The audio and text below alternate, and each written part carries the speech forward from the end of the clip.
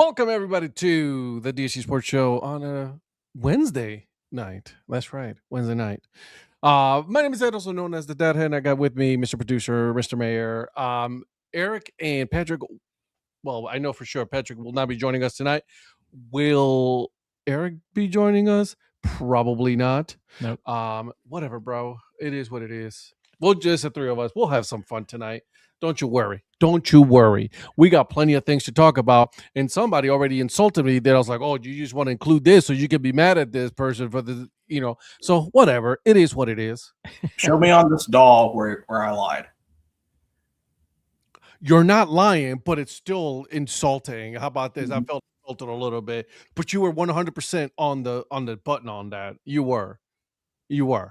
So, anyways, guys, this show is brought to you by Old Ford Baseball Company. If you use the code Dad Hat, that's right, Dad Hat, you're going to get 15% off your full purchase.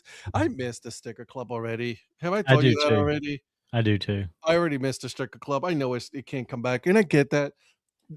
Things. We got to evolve. How's that? And I can't believe Donnie killed it like that. He did. Me? Yeah, you. Me. No, it wasn't me. I think it was him.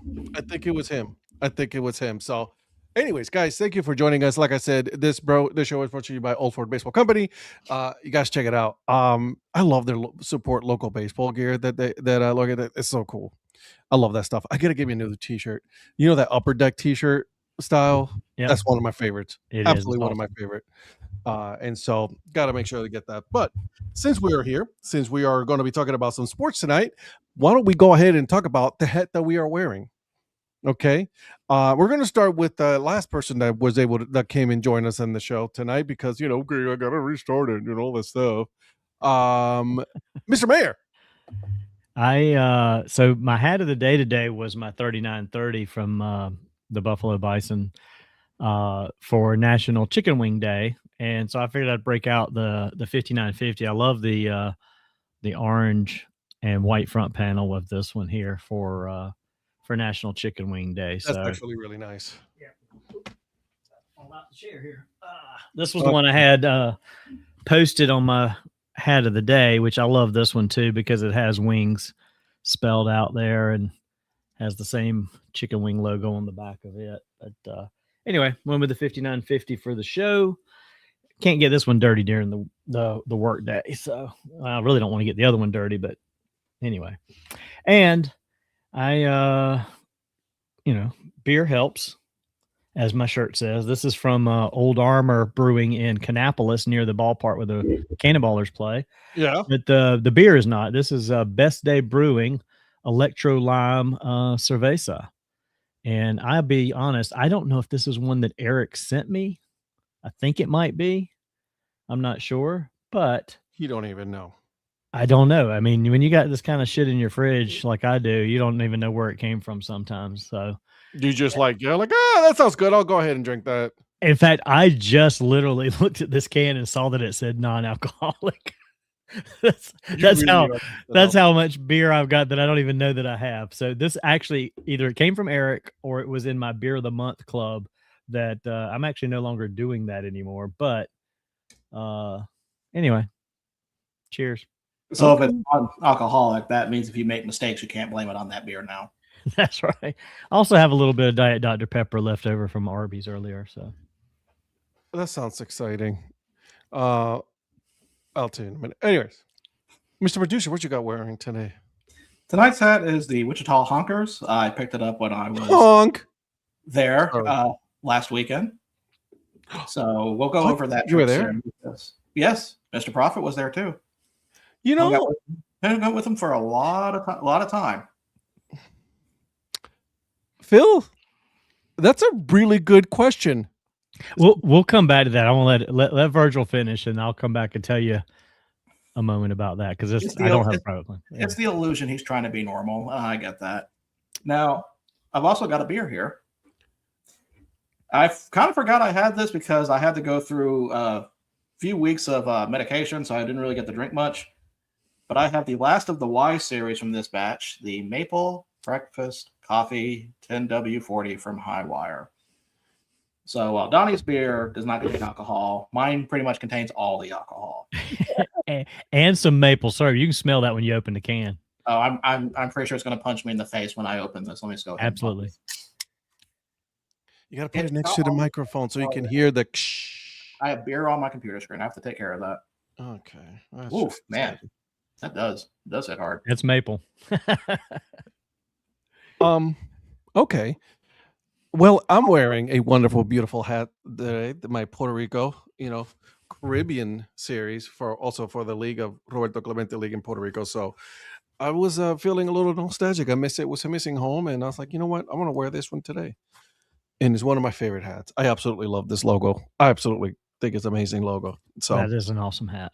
Yeah, I love this thing. You should get it. They're on sale. Anyways, listen. I'm not drinking any beer. I have been going solid for about 3-4 weeks now of no alcohol. Okay. So I'm making some changes in my life, and then of course, water, a whole jug of water. So there's that. You know what I'm saying? There's a lot of things that's happened this last week, guys. So a couple of things. Before we continue, I want to make sure I make a couple of announcements. All right, because I haven't told you guys, but we're making some changes here at the DHC Sports Show. All right. Start going forward. We're going to go on Wednesday nights. The show is going to be Wednesday nights, still the same 2 hours. We might go over, depending on how much stuff we have going on, especially during the NFL and college football season. We're going to, have that. The Monday night show still going on. I'm going to be coming back to the Monday night show. Try to stay away, but these guys are like, Ed, we need you. And I'm like, okay. Twist my arm. Totally kidding. They didn't say that. They say actually stay away. I remember that differently. Yeah, I know. I don't play different in my head. It's don't worry about it. It's cool. It's cool. Don't worry about it. It's cool. It don't play different in my head. And so, but yeah, the Monday Break Even Sports Show, it's still going to be on at 8:30. It's gonna get exciting because obviously, like I said, college football's coming back, and all three of us are massive fans of the FCS football, and so it's gonna be an exciting season because a new powerhouse has to take over now. Yeah, right? we've had a couple jump to the bigger ranks, so to speak. Exactly. So this is gonna be interesting. So we're gonna be doing that. And then Sunday night, 9 p.m. starting this Sunday, coming up, Donnie and I will be doing the DHC podcast, but it's also going to be going live as well. Going to be going live on YouTube and on TikTok. So if you have TikTok, like the two of us, because the producer is too cool for TikTok, get on TikTok, follow us, give us a follow. So those are changes. There you go. I got you, Phil. It's good to see you, brother. Mark, what's happening, my friend? Hey, Mark. So basically, you're saying I can crash the Sunday one whenever. 100%. You are more than welcome to come. Anything that's said there is going to be posted on Tuesday as part of the podcast too. So. Bingo. Like everything I say here is already on YouTube. I mean, come on. I mean, I think I've been doing a pretty good job with posting some good shorts. I love when Ed posts them and it crops it down so much that the first thing I see when I click on the video is like Virgil's nose hair or my mustache. I guess we're like, I don't do that. No, that's just weird. Don't do that again. Don't do that again. Yeah. I don't do that. Do you know that, right? I know you don't. I think it's hilarious the way it crops it down like that. I know, dude. Oh my gosh, that is like zoomed in. It is. It's hilarious, but it's automatically done by my system that I use to create the shorts, which, by the way, have been very good shorts lately. And on TikTok, they have been going wild. The accusations are insane. Okay. And of course Phil said, blow your nose, Donnie. Yeah, there's that. So, but I think I've been doing a pretty good job with maintaining the shorts, and I think they've been pretty good on social media. So I just want to address Phil's comment about the flight getting canceled real quick, because there was something funny happened yesterday in addition. So yeah, of course, our flight out Sunday, we found out Sunday morning on the way to the airport that our flight had already been pushed a couple hours. Mhm. And we're like, okay, well, all right. Because of a mechanical issue. They If you say get so. there and they tell us it's going to bump back to about 1:30. We're supposed to leave at 10. We're going to bump back to, or 10:30, 1:30, 2 o'clock. They're trying to work on it. They're trying to get a mechanic over there. And we see the plane out there. You can see it sitting there. Clear as day. Clear as day, right out the window. I mean, this is a tiny airport. I mean, Sheets and QT are about as big as this airport. And it just keeps getting bumped and bumped and bumped. And we were like, I don't even see anybody out there working on it. Like they were fueling it at one point and blah, blah, blah. So at 5 o'clock, they cancel it, which they basically ruined our whole day. If they'd have just canceled it at 12 o'clock, we could have gone and got back in the water. I know, right? I know. Give me that. Come on. I know, dude. Like this is getting. It's not helping him. But I know. let's continue. But all we could do at that point was get a place to stay. Which I mean, we were fortunate. A lot of people were like, American Airlines is trying to find them a place to stay. You had some families of 6 and 8 trying to cram into like a hotel room for the night because that's all they could find. And there's not a lot of hotels. So anyway, we were fortunate. We were able to go back to the house that we had. But it was basically go back there, find a place to get something to eat, and that was about it. And then get up the next morning and try it. So we get up the next morning. It's pushed again. Pushed it out an hour, pushed it out a second hour. We're thinking, oh, man, here we go again. Fortunately, we finally got on the plane and got out of there. So what we found out, though, is on Monday, the flight that was supposed to be coming from Charlotte to Exuma got canceled because the plane they were supposed to use was the one we still had in the Bahamas that never made it back on Sunday to turn around and come back on Monday. So those people were stuck in Charlotte for a night rather than in the Bahamas for an extra night. And you want us to feel bad? No. I'm just explaining how American Airlines. So this even gets worse for American Airlines. Yesterday, American Airlines had an all-stop grounding for a while because of an IT issue on their computers. So could you imagine if we had not got out of there Monday, we were sitting there Tuesday and then also couldn't get out? It would have been crazy. This is an IT issue. Have they tried turning it off and turning it on again? I assume that's what they probably did. I don't know. But have you cleared your cookies? I wish I did have a private jet at that point because I would have gotten the hell out of there. So anyway, you can't feel sorry for me, being trapped. We do not. I don't know what part of you thought that we were going to feel bad about it. I didn't think you would. I knew you would. No, there's zero chance that we were going to feel bad that you got stuck in the Bahamas for an extra day. I know. Oh, darn. I literally texted him and I said, oh, no. Oh, no. So bad. It's like the plane was like, oh, no, they gave me an extra steak. What am I going to do? I know. Oh, God. And unfortunately, it's on American Airlines. They're going to pay for that extra night, so a free extra night. Oh no! Essentially, at least we hope they will pay for it. They took the information to pay for it, so we'll see. Yeah, well, they'll pay for it. It'll just take about 6 to 8 months, probably for a year. So I'm gonna leave Mr. Producer here for the last because I gotta give. So yesterday. By the way, I don't know if you guys know this, but in this household, a little one was, little Miss Mia, was her birthday yesterday. And she turned 8, right? Hi, you can come over here. Sorry, kiddo. And so she wanted sushi for dinner. So we went to sushi, very good place. 8 years old, sushi. You know what I was eating at 8 years old? It wasn't sushi. Not sushi. It's stuck in the top, kiddo. You're not going to be able to open it. And so she wanted to sit by the bar because she wanted to see the guys make it. And I was like, no, I want to go sit comfortable. I want to go see in the booth and everything. You know what? We got free sushi. Exactly. I should. Why did I ever doubt her? There she is. You see her right there. Guess what we got? Free sushi. Free sushi. And it was so good. It was, it's a dragon egg, or else it's called, right? Yep, dragon. And I'm telling you, it was yum. So yeah, this kid, sushi, 8 years old. So there it is. Sushi bougie. I know. I blame the wife.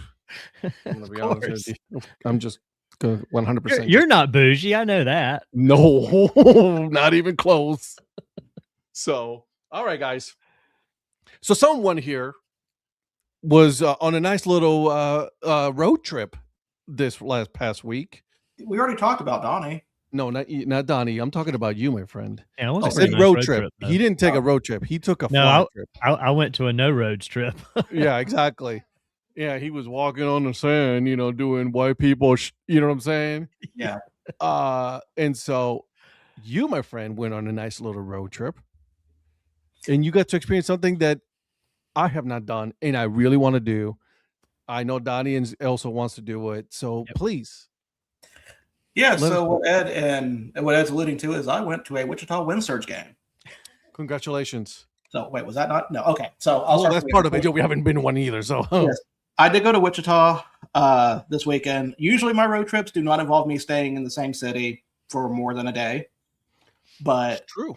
This was a good reason to do this. So I got there. I went to Memphis, was going to try to go to the game there, but had bad traffic. So got there till like it was the 7th inning. So at that point, it's like, whatever, I'll just go, get drunk at Beale Street instead.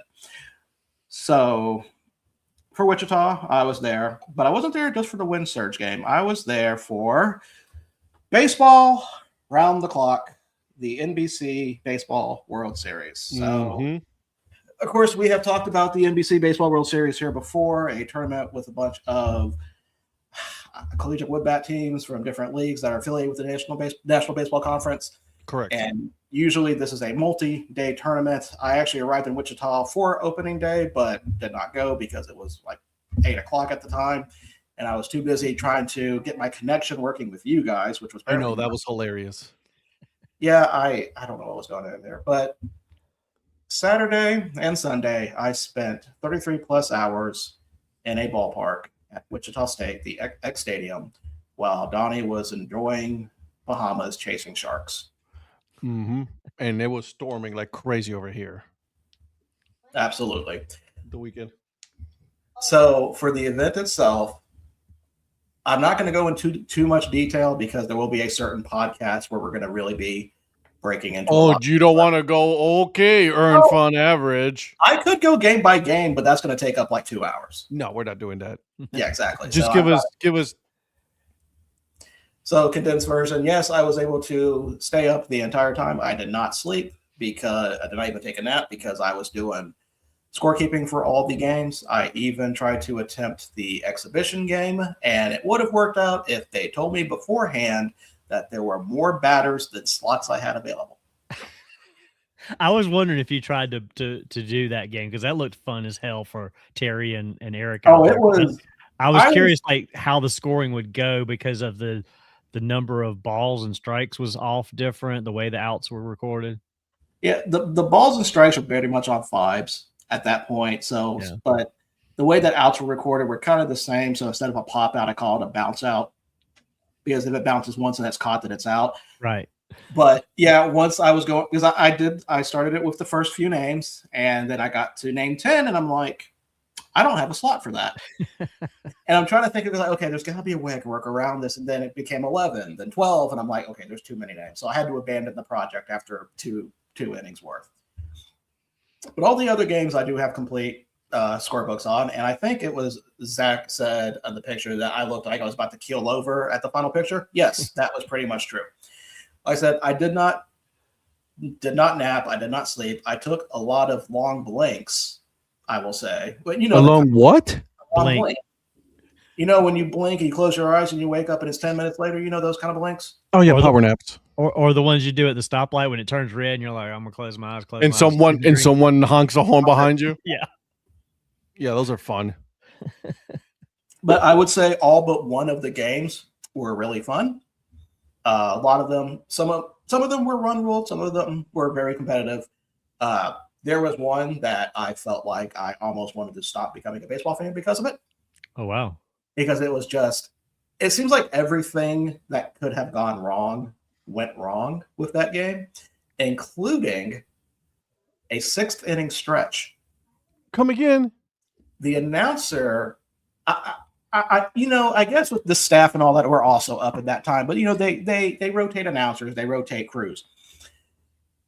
the announcer, and this was for the Austin Gold Sox, which had Dayton Talkie, by the way. I don't know if you guys knew that, from Oklahoma. The guy who's been basically crushing it in the College World Series. Yeah. And this was up against the Oklahoma Lookouts. So first off, the first problem with that game was they didn't even do roster announcements or lineups at all. So luckily I already had score sheets for all that. So I kind of found that weird. But during the 6th inning, after Austin finishes up the bat, the announcer says it's time for the 7th inning stretch.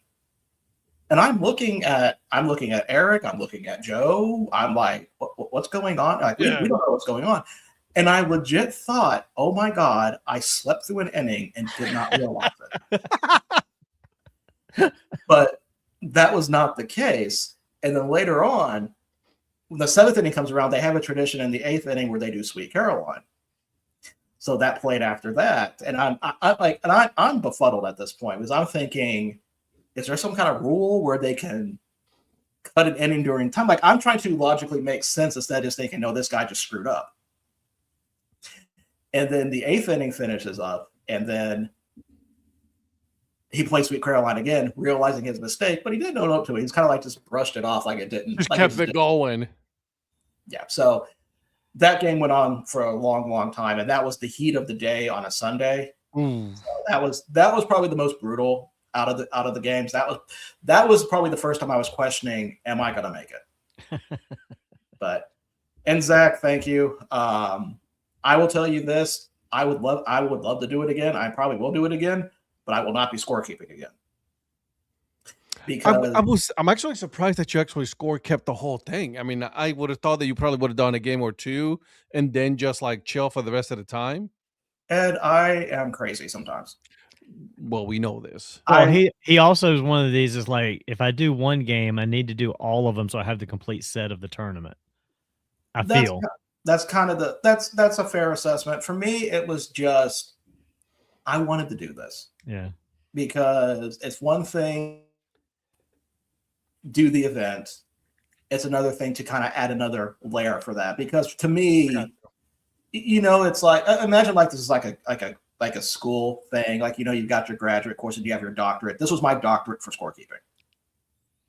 I wanted to tackle this. I wanted to do this to see if I could. And ultimately, yes. I can foresee not scorekeeping that many games in a row also being a challenge for you. No, because I would eventually just start drinking. Okay. And power napping. At that point. Because really, the part that sucked the most for me was there were like 40-minute breaks during the game. So all of our cars were on the outfield side when we came back in. And when we walked in, game's over, we walk out, we got like 40 minutes. It takes like maybe 10 to even just get to the cars, and maybe 5. So like so Shannon brought like hot dogs and food. So we grilled out for a little bit, got to eat, but I had to go back sooner before everybody else so I can go ahead and get lineups, get situated, and get everything taken care of before the first pitch. And everybody else can just kind of come in, just whenever, as long as they get in before check-ins. Right. And check-ins I thought was going to be kind of interesting how they went. I did not like how they did it from a scorekeeping standpoint, because there were some things I had to like look over, because like you check in on the third base concourse or the first base. So like the game's kind of covered. So you can only go off the scoreboard or whatever you can see. Luckily, there were some people helping me, feeding me information to get it right. But the check-ins were okay, except for some of the locations on that. Did they change it up from spot to spot? Yes, it was never the same spot twice. So sometimes it was over on first base side, sometimes it was over on third base, sometimes it was behind the elevators, behind home plate. One time it's out by the flagpole on the outfield. The best one, though, was to check in by the RV of the Wichita State baseball coach. Because, and Eric told me this, but I think around midnight during that check-in, he and his staff will go out there and grill hot dogs for everybody. Oh, wow. So I got to basically meet the whole Wichita State staff that was there. I got to high five the coach. So that was a good experience to see that. So that was definitely kind of nice. The night games, or really the morning games, those were probably just that's when the adrenaline was rolling for me, because it's like it's 3 o'clock in the morning and I am watching a baseball game right now, and I am like ecstatic. And it's finally cooled down. So it finally cooled down too. That was another thing. The sun coming up, doing the sunrise during some of the games too. That was it's just the unique features is what kind of drove that. Seeing that for the first time just made it happen. It was good. Concessions, they were pretty standard. They did have biscuits and gravy in the morning with mimosas. I saw Joe post that. That looked pretty cool. Yeah, Joe had that. So that was kind of a nice touch. I avoided any alcohol during that time for obvious reasons. Yeah. So, it was definitely enjoyable. I would definitely do it again for sure. Yeah, I definitely want to do it. I'm hoping that next year that weekend will be available for me and something won't get booked that I can't get out of. The problem is during the time of the year where it's like the wife's birthday, the daughter's birthday. So it's like, guys, I love you, but I got to go do this. You know what I'm saying? So it's like, it's very difficult for me to go and say like, I'm going to go do this but not going to celebrate your birthday. So it's, you know what I mean? They don't want a birthday trip to Wichita? No, not a chance in hell. They can fly Wichita. They don't even want to do a full game. What makes you think they're going to do? No, they don't have to do the game. They go to Wichita and do the other fun stuff to do in Wichita. They're not. No, you're doing. No, not a chance. It will be cool though. The one thing that I wish you would have done, and obviously you don't do this, so but Eric, like being a podcast, was like videos of this, you know what I mean? Some content for YouTube or for Instagram to see the experience, like high-fiving the coach, the Wichita State coach, things like that would have been able to be cool to see. So like me as someone who's like, we're doing this, I'm like, if I would have done this, I would have brought all my gear to do a live stream show over there. So right. two problems with that. Okay. One, as you could tell from Thursday, my phone reception was absolute shit. Okay. Two,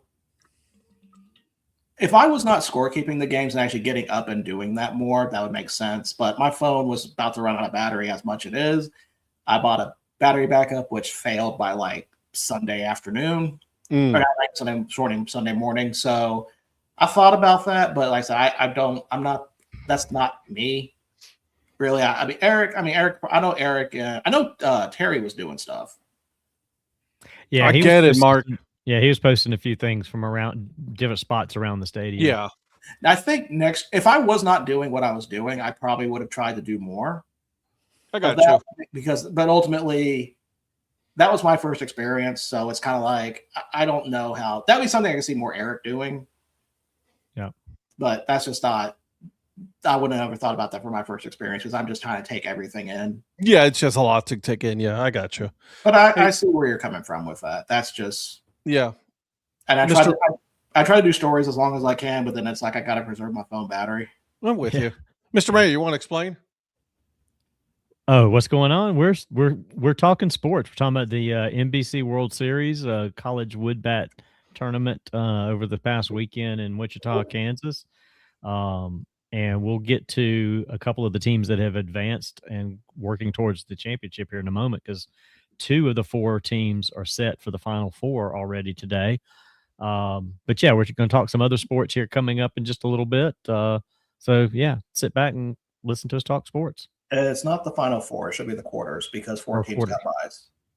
Oh, okay. Well, there's 8 teams playing today. Right. So there's 4 teams that won their groups that got by. Oh, I got you. So these 4 teams are playing to get to the quarter. Yes. Okay, I got you. Just real quick while we're on it then, let me just mention the Austin Gold Sox, which you were talking about in that crazy game. They advanced earlier today by beating Texas Army 3-2.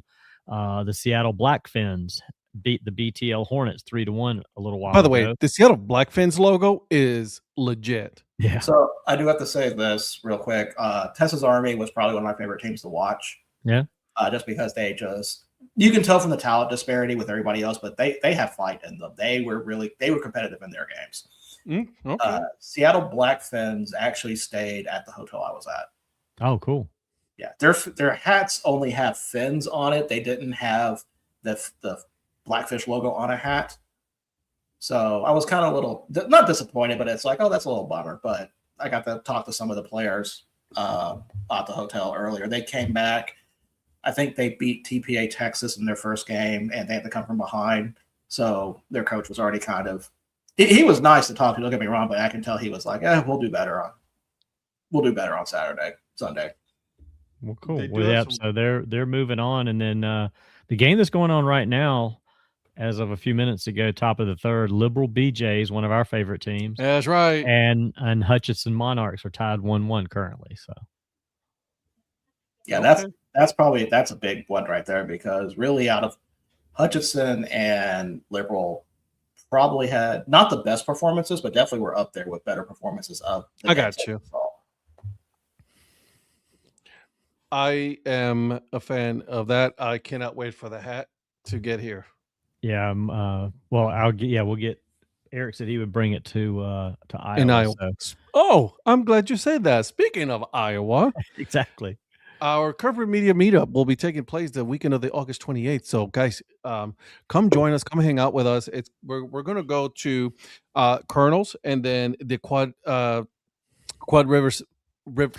City River Bandits. Jesus, the Quad City River Bandits. That we're going to do 2 different games, and then also we're going to go to the Field of Dreams movie site. We're going to hang out, play some baseball. Not really play, so just play catch, and then hang out over there. So come join us again, August 28th, in Iowa. I'm excited for that, man. I'm working on a T-shirt. I think I'm going to sell the T-shirts because I know a lot of the guys that have asked about them.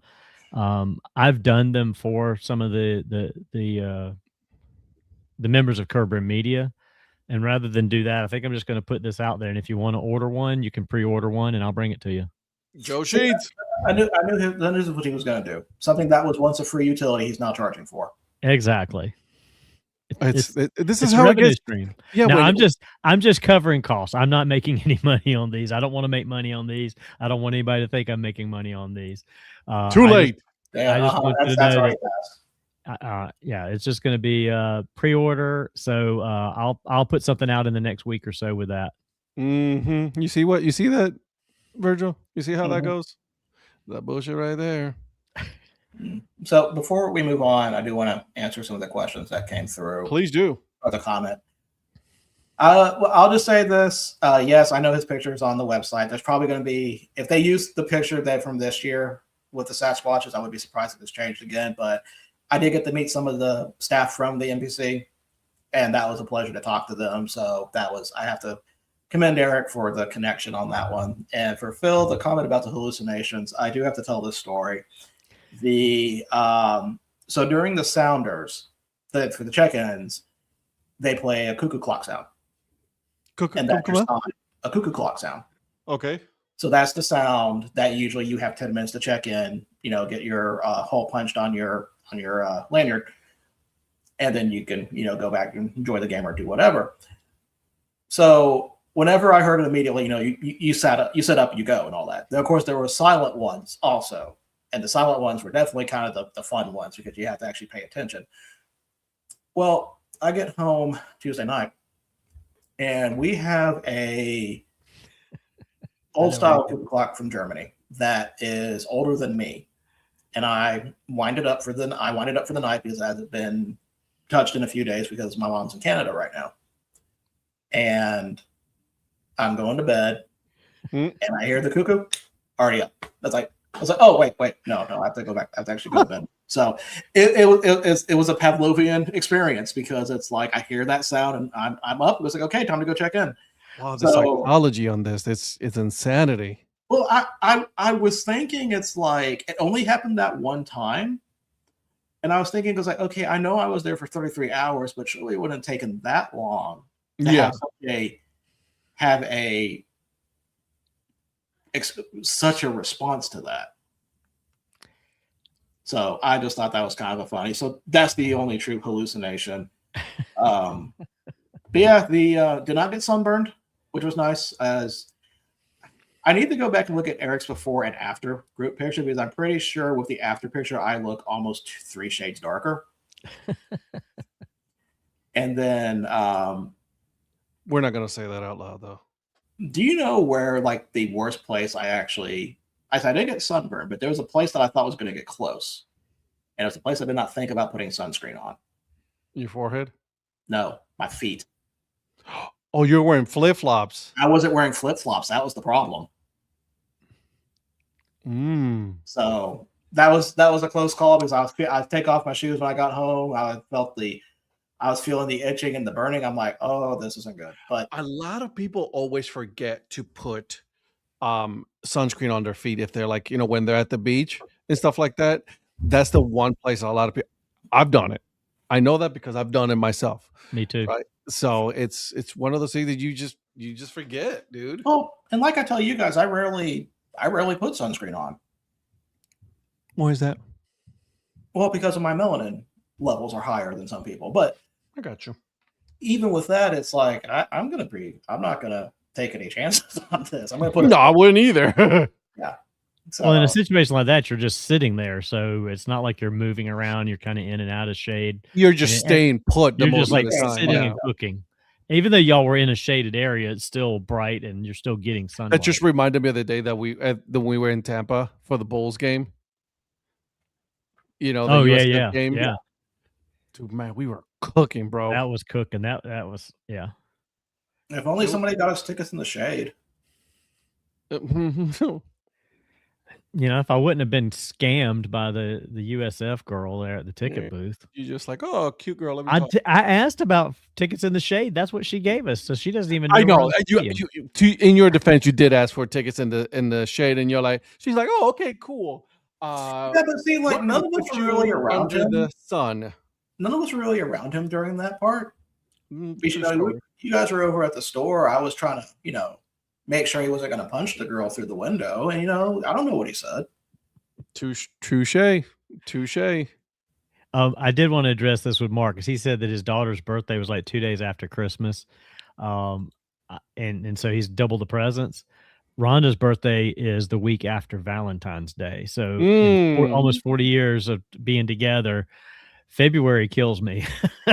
mid February, like Valentine's, I got to figure out the flowers and the gift, and then the very 7 days later, it's the birthday. So July is the day for me. Yeah, is the month. Yeah. July is because you said the daughter and the wife and the daughter. Yep. And so, hey, Zach says, is it sunscreen on the feet or foot powder and change of socks? I don't know. He'll get back to you. He'll get back to you on that one. Really quick, guys, just make sure that you're telling your friends. Currently, we're a little bit over 600 followers on YouTube. And make sure you also go on TikTok. We're trying to get to 1,000 followers here on the channel. So make sure that you guys are telling each and every single one of your friends about the channel. It'll be greatly appreciated. And then, again, we're going to be in Iowa at the end of August, so come check it out or come hang out with us. I'm very excited. Been to Iowa already, but never been to the Field of Dreams, which I'm super excited about to do. So, yeah, same here. That's been on my bucket list for quite some time. Same. All right, Mr. Producer. Yes. What we got? So, baseball trade deadline is coming to an end. Mm-hmm. Rapidly approaching, but there's really kind of all the talks I'm seeing is about Yankees and Mets, which you don't want to talk about that. No one cares about those. No one cares about the Yankees. The big question right now is Scooble going anywhere or not is the main thing. Apparently, Atlanta is looking like a possibility. But did you know what other team? I'm sorry to cut you off, but do you know what other team that I saw that they're trying to get? Who's trying to get him? Tampa. Oh, okay. That is really outside of what Tampa does. I know. Well, new owner is going to do something different, I guess. Huh? That is true. But imagine if Tampa gets him, dude. I mean, they're in the driver's seat right now in the East anyway. And usually they're the ones losing pitchers after scrambling together a decent season to get into the playoffs. So if they pull off that'd be something there. Imagine. Ed, this is a weird trade deadline. I haven't heard Stephen Kwan trade, but shh. We're not talking about that, okay? I don't think he's going anywhere. I don't think so either. You know why he's not going anywhere? And I'll say this. He's been going through a little bit of a rough patch lately with Cleveland. And so his numbers are down from last year and even the previous year. He's been on a little bit of a decline. Now, defensively, he's a great player. He's really good. But I think he's been hurting a little bit because of the injuries to Ramirez. Right now, his focus is more on him. He's one of the better hitters. So now that Ramirez is back, will we see that? I don't know, but I think that's why he's going to stay in Cleveland. I don't think he's going anywhere right Cleveland's, now. I mean, without like you said, without Ramirez, without the Nailers and some of the other players y'all had the last couple of years around him in the lineup, it's probably a little tougher for him to produce offensively because you guys aren't really doing anything offensively. I mean, you're hanging in, but We you're not suck offensively. right. I'll say it. Offensively, you're just not doing anything. Oh, it's horrible. Yeah. You know what I did see though too, and I don't know if you guys seen this, that there could be a possibility that Lindor gets traded back to Cleveland. I'll take it. Yeah, I wouldn't turn that down. I'm not turning that down at all. I am all for it. You know what I mean? By the way, Donnie, do you have the Wrexham game on? I do not. My Apple TV remote's still downstairs. I didn't charge the other one. I actually have the NBC World Series game on right now. It's 0-0 right now. 0-0. But no, I don't have Wrexham on. Against Liverpool. Is that on ESPN? Yeah, it's on ESPN app. On ESPN, yeah.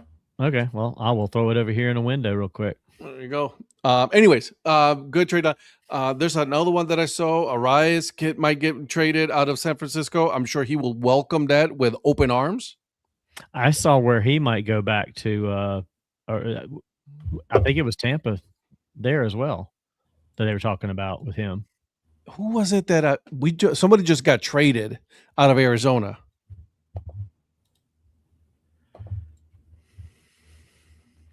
I don't know. I'm trying to think on Arizona. I didn't read about an Arizona trade. Oh my God. Where the hell did he go? All right, there. I got Wrexham up here now. So Zach's not wrong about that. Lindor going to the Yankees, that would be nice. I did see as well. I haven't seen anything about a Diamondbacks trade. Yeah, I didn't think I had seen anything, but that doesn't mean that it didn't happen. Yeah. There's a rumor floating around, but I haven't. Yeah, there's a rumor. Yeah, let me see if I can find it. That's just passing off false information. I feel like a trail. Oh my God, no! I did see it, and now I lost it because it wasn't even real to begin with. It probably wasn't. I just saw that, and I just kept scrolling. I saw it, then I just kept scrolling, and I just forgot it. Anyways,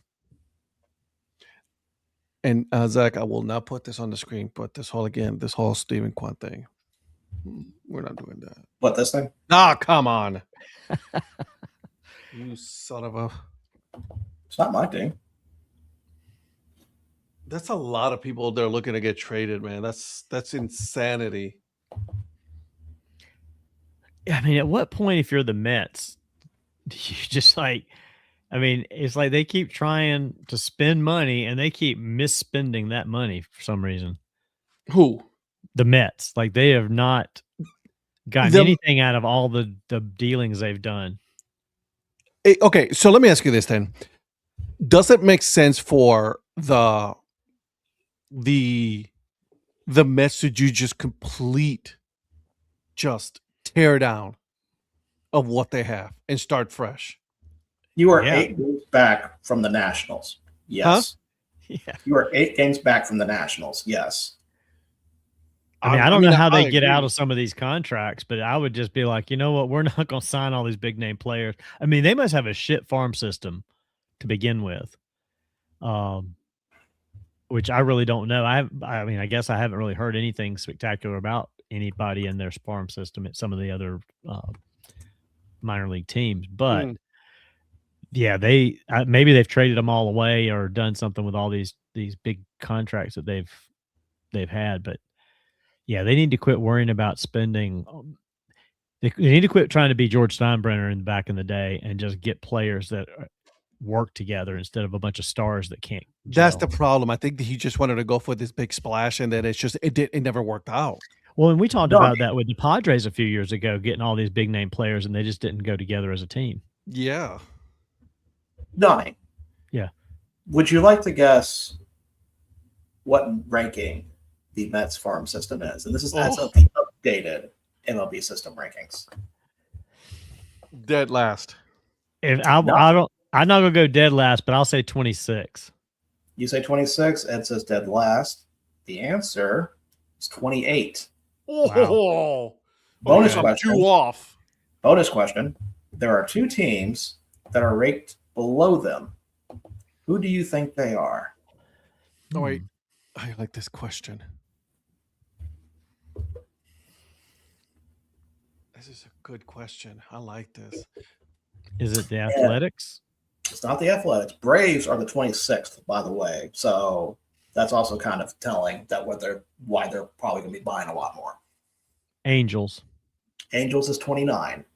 I wanted to say Angels, but I didn't want to offend Zach. I didn't either, but I started thinking about the Angels farm teams, and none of them are doing very well. Careful what you say, Donnie. The Rockies? No, not the Rockies. I'm not going to say the Rockies. I don't think the Rockies have that. The Rockies. I think the Rockies are in the high 20s, possibly. I'm going to go with a weird one, or low 20s. But anyway, I might be off on this one, but Philly. It is not Phillies. Let me take a look and see where the Rockies are. Rockies are like 21, 22. Phillies are 22. Rockies. Okay, I'm in the teens now, and I've still not seen them.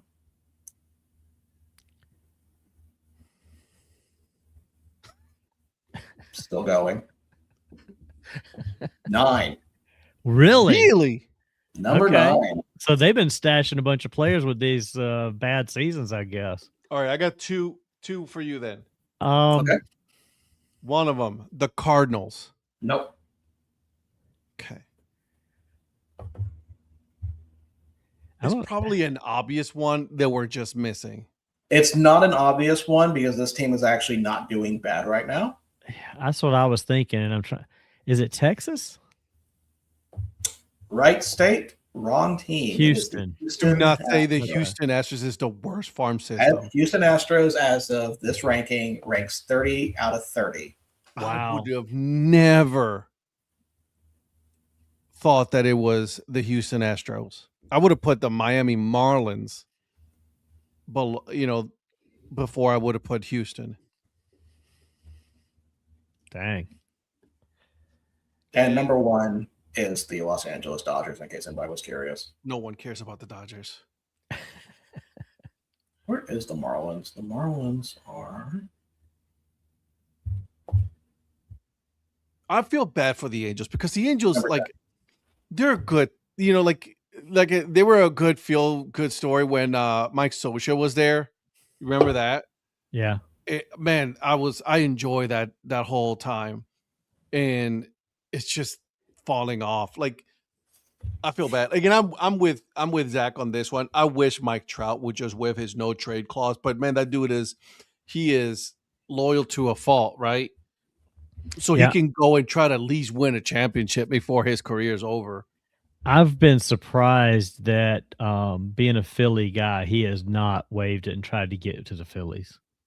Donnie, we said to win a championship. Yeah, Philly just got swept by the Marlins, bro. Well, I know, but I mean, I'm talking about like in the last few years when Philly was contending more so than maybe they are now. Maybe they just didn't need him, obviously, either. But you don't turn Trout down. You could send Marsh or one of those other guys from the outfield to the Angels if you can get Trout, and if you put Trout in there with what's his face? God, name just went right out of my head. First baseman, Harper. Yeah. Fuck Bryce Harper. Yeah, exactly. But I mean, you put them together in the same lineup, Philly might have something, although they need pitching more than they need. All right, so let's just take Philly out of the equation right now. Yeah. Let's say that Mike Trout goes, okay, I'm waiving my no trade clause, but here are the teams that I'm going, and that's it. I'm not going anywhere else. I'm only going to these teams. If you were to pick a team or two, what teams do you think he would be like, yeah, I'll go there? In your opinion. Now, mind you, he's not going to, if he gets traded, he's probably going to be not going to be the everyday starter. Because they want to keep him as fresh as possible. I don't think he would do it, but it would be funny if he pulled an Ohtani and went over to the Dodgers and stayed in LA. Look at Joe. Joe, you're on point with that one. I say Atlanta. Atlanta was the one I was going to say to start with. I could see him waiving a no trade clause and trying to go to Atlanta. I don't know that he would go to the Yankees, but I wouldn't rule it out either. Does he know about waffle? Atlanta would be a good. I think that would be a good place for him to go. Yeah.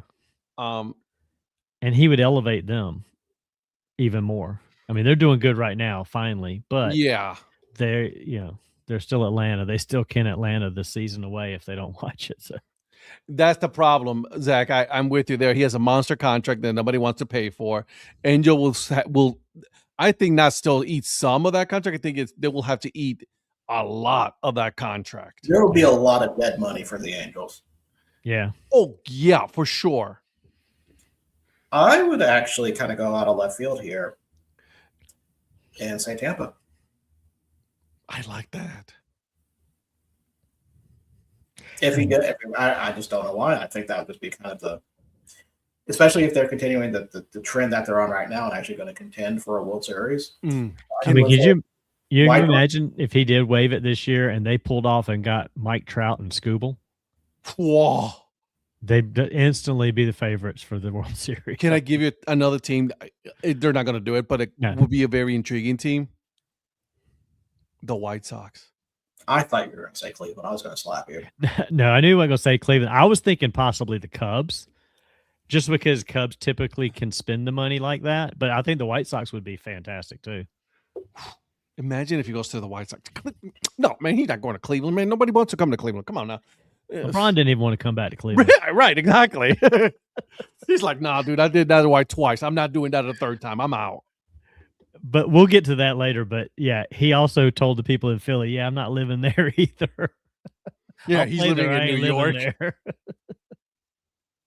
We know that the Royals are probably going to be sellers. The Tigers are probably going to be sellers. The Twins are going to be sellers. So it's like the only two teams that I see making any kind of trades right now, and it will be Cleveland and Chicago. And Cleveland is not going to make any big splash. They're not known for making big splash, so that's why I'm not putting Cleveland in that. Although they should make a splash for like a good bat. And I've been saying this for how long we've been doing the show, and I've been saying this every deadline. Yep, we need a big bat. Yeah, absolutely. The Reds are. I like the Reds, but the Reds right now are. They're not going to spend the money. I don't know. In dead last. They are dangerously close to selling territory.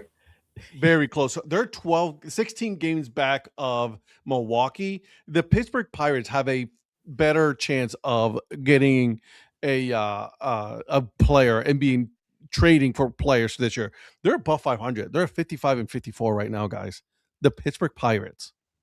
See, I wish that owner would spend some money. I mean, I wish that owner would sell the team. True. I mean, it's a shame when you've got Skeens there that they're not the kind of team that would be in the Scooble mix. Like, we're just going to go get another big pitcher to put with Skeens and build around it, and suddenly you're contending. Zach, he is. Listen, at this point, I'm trying. Cleveland needs to do what's best for Ramirez at this point, because that dude's not gonna, you know what I mean? He's not gonna ask for a trade, right? They're gonna have to come to him and just like, hey, listen, dude, we want to do what's best for you. You're almost at the end of your career here. We want you to go get yourself a ring. We're gonna trade you to a contender. You know what I'm saying? And he is loyal to a fault, just like Mike Trout, loyal to a fault. He's not gonna want to go anywhere. He's not gonna ask for a trade. they're not going to ask for one, right? So what's the whole point? Which is disappointing, right? So, yeah, this is a good exercise. I like this one, seeing where these players are. Scooble, fortunately, it started bad at the beginning of the season for Detroit, and it's just going to end bad for Detroit, which is disappointing, right? Because last year they were close. Well, I mean, and they're not that far out of it. Mm-mm. They're only 5.5 out of the division lead right now. So it's them letting him, like, getting rid of him and throwing in the towel. Basically, it's like, I don't know. You're so close. They're going to get rid of him. Oh, I know. He doesn't want to be there. Yeah. Detroit's also a team that I can see, dropping, selling him and then just, bolstering their farm system again, because they used to have they were pretty top on the farm system before their, I know one of their big ones, I think, is now still not there. You're Max Clark, but McGonigal's there. And he's been, he was an all-star. So, I mean, like, he's having a great year already. So they just need to reload on that. I think they'd be fine even if they do get rid of him. Well, I mean, you go look back historically. There's that famous picture of all the Detroit pitchers that went on to win World Series elsewhere. Like, they brought them up through their farm system, like Verlander and those guys, Scherzer, and it's like, then they couldn't keep them. It's like, why not spend the money to keep them? And it's funny. I mean, the Yankees overspend stupidly a lot of times. They especially did it back when George Steinbrenner was around. I don't understand teams like Detroit that don't look at us and be like, you know what? I don't care what the luxury tax is. We're not letting all these guys go. We're going to find a way to win with all of this. They just don't do it, though. So there's two things with that. One, a lot of owners are stupid. Yes. Absolutely. And two, a lot of owners are stupid. Yes. Yes and yes. That's right. They're so smart with business, and yet they think that they can just, like, go and become owners and, like, dictate what they want. They're looking at it as fans. They're not looking at it as, like, an actual, like, business. See, that's the way Steinbrenner, and I don't want to keep harping on this, but Steinbrenner looked at it this way. I don't care what it costs today. It's going to reap rewards in the future. These guys look at, am I losing money today? Am I losing money today? Am I losing money today? Like, quit. Like, they're playing day trading where others are, like, looking at long-term investment. And that's how you got to look at it with these things. You can't look at a baseball team like a day trader and, like, oh, shoot, we're losing money this year. So what? In 2 years, if you let it roll and you're winning championships, you're going to be making money like you don't know what to do with it. Yeah. I mean, look at Donnie. He knows this. Absolutely. And I'm spitting this advice for free. Shouldn't. Who wants to live in Detroit? Listen, I left Cleveland, and they're very close. When you're making that kind of money, you're living in the only part of Detroit that's probably worth living in. You're probably living outside of Detroit. Or outside of Detroit. Is it Auburn Hills, like the fancy place? Yeah. Yeah. Yeah. Where the Pincers play, the Palace of Auburn Hills, you know what I mean? Like, we ain't going up that. Detroit? No, we ain't doing it. Oh, don't come at me, Detroit people, okay? I'm from Cleveland, so I don't want to hear your bullshit, okay? Back off. So, Royals are going to be sellers. Imagine if Eric hears that they're going to trade, Witt Jr., holy shit. Do you think he'll lose his shit? I don't think they'll ever trade. They won't. I'm not going to say that because, I mean, that's. But any team would love to have him. That kid is a dynamic player. But to me, it's almost becoming. I know it's going to be a few years away from there, but from the way he's popular, especially with Kansas City and that region, it's almost becoming like Trout level with Angels. Yeah. Ooh. Interesting. Okay. All right. I see you. And the Royals, they don't have a great. They've got a decent farm system. It's not a great one. I don't know where they fall at on the list, Virgil, but I want to say they're probably in the teens. I say if it's teens, it'll be in like low teens or even in the or low 20s. or in the low 20s maybe. Try 25. Really? Ah, damn, they suck. They have fallen a little bit. Okay. Well, I mean, I know what I've seen come through here with the draft picks and some of the guys that have moved up that, oh, there you go. You're right, Zach. Yeah. I cannot disagree. But the fact that they locked him up on 11-year 289 is a bargain right now too. So compared to what, like, I mean, you got Soto, who is doing absolutely effing nothing in New York with that $700 million contract that nobody wants. Nobody wants that contract. They're stuck with that forever. Like, that's it. You're done. Yeah. Like, at the very least, that Bobby Witt Jr. is 11 years, so you can say, all right, we can do something with this. I still think Kansas City has a lot of their talent stuck kind of at high A and double A. They haven't even really made it to triple A because Omaha's not been doing great. And I don't know if it's just they're teetering out, but I know some of the people that have come through in the last few years, they're still a few years away from making a difference. And that's maybe the thing is in a couple more years, still have Bobby Witt there. He'll be, at the point of like, oh, he's still got 8 or 9 years left on this contract. And now you start plugging in the pieces around him. I mean, Garcia is really good. And even though I like Perez is getting on up there in years. Once they bring a couple of these younger catchers up and they got Caglione, I mean, they're going to start piecing together something decent here in a couple of seasons. They just got to get these guys from double A a little more work and up there. So here's one that we haven't really been talking about, right? A team that are going to be definitely, in my opinion, I think they're going to be sellers, and specifically for one player. And this player just won the home run derby. Yeah. Jordan Walker. Yeah. Because the Cardinals are just not doing a whole lot at all. Nope. I think he gets traded. And unfortunately, I think he gets traded to one of the big threes, which pisses me off. I mean, he's the kind of guy I could see Atlanta going after more so than some of these other names we've talked about going to Atlanta. I don't think Atlanta needs more pitching than anything. I don't know if they really do, but I'm just saying it just on the surface, though, he seems like the kind of guy they would go after. I don't know that they will, but you're right. They need pitching for sure. Yankees is the kind of guy that they will go after. Yeah, I can see that. The Yankees would go after Jordan Walker. Yeah. You know what I'm saying?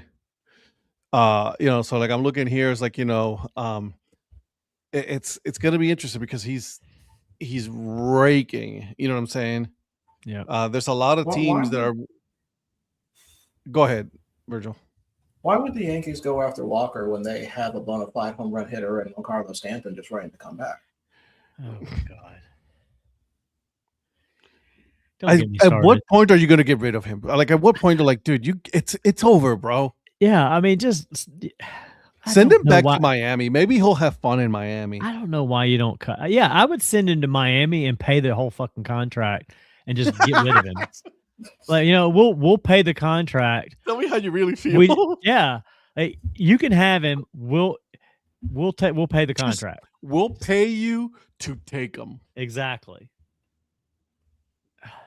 I mean, how many more years has he got? I know I've asked this before. I done forgot what the answer is, but do you mean in contract or in life? Because I need the contract. Okay, probably with you, I don't know what you're talking about.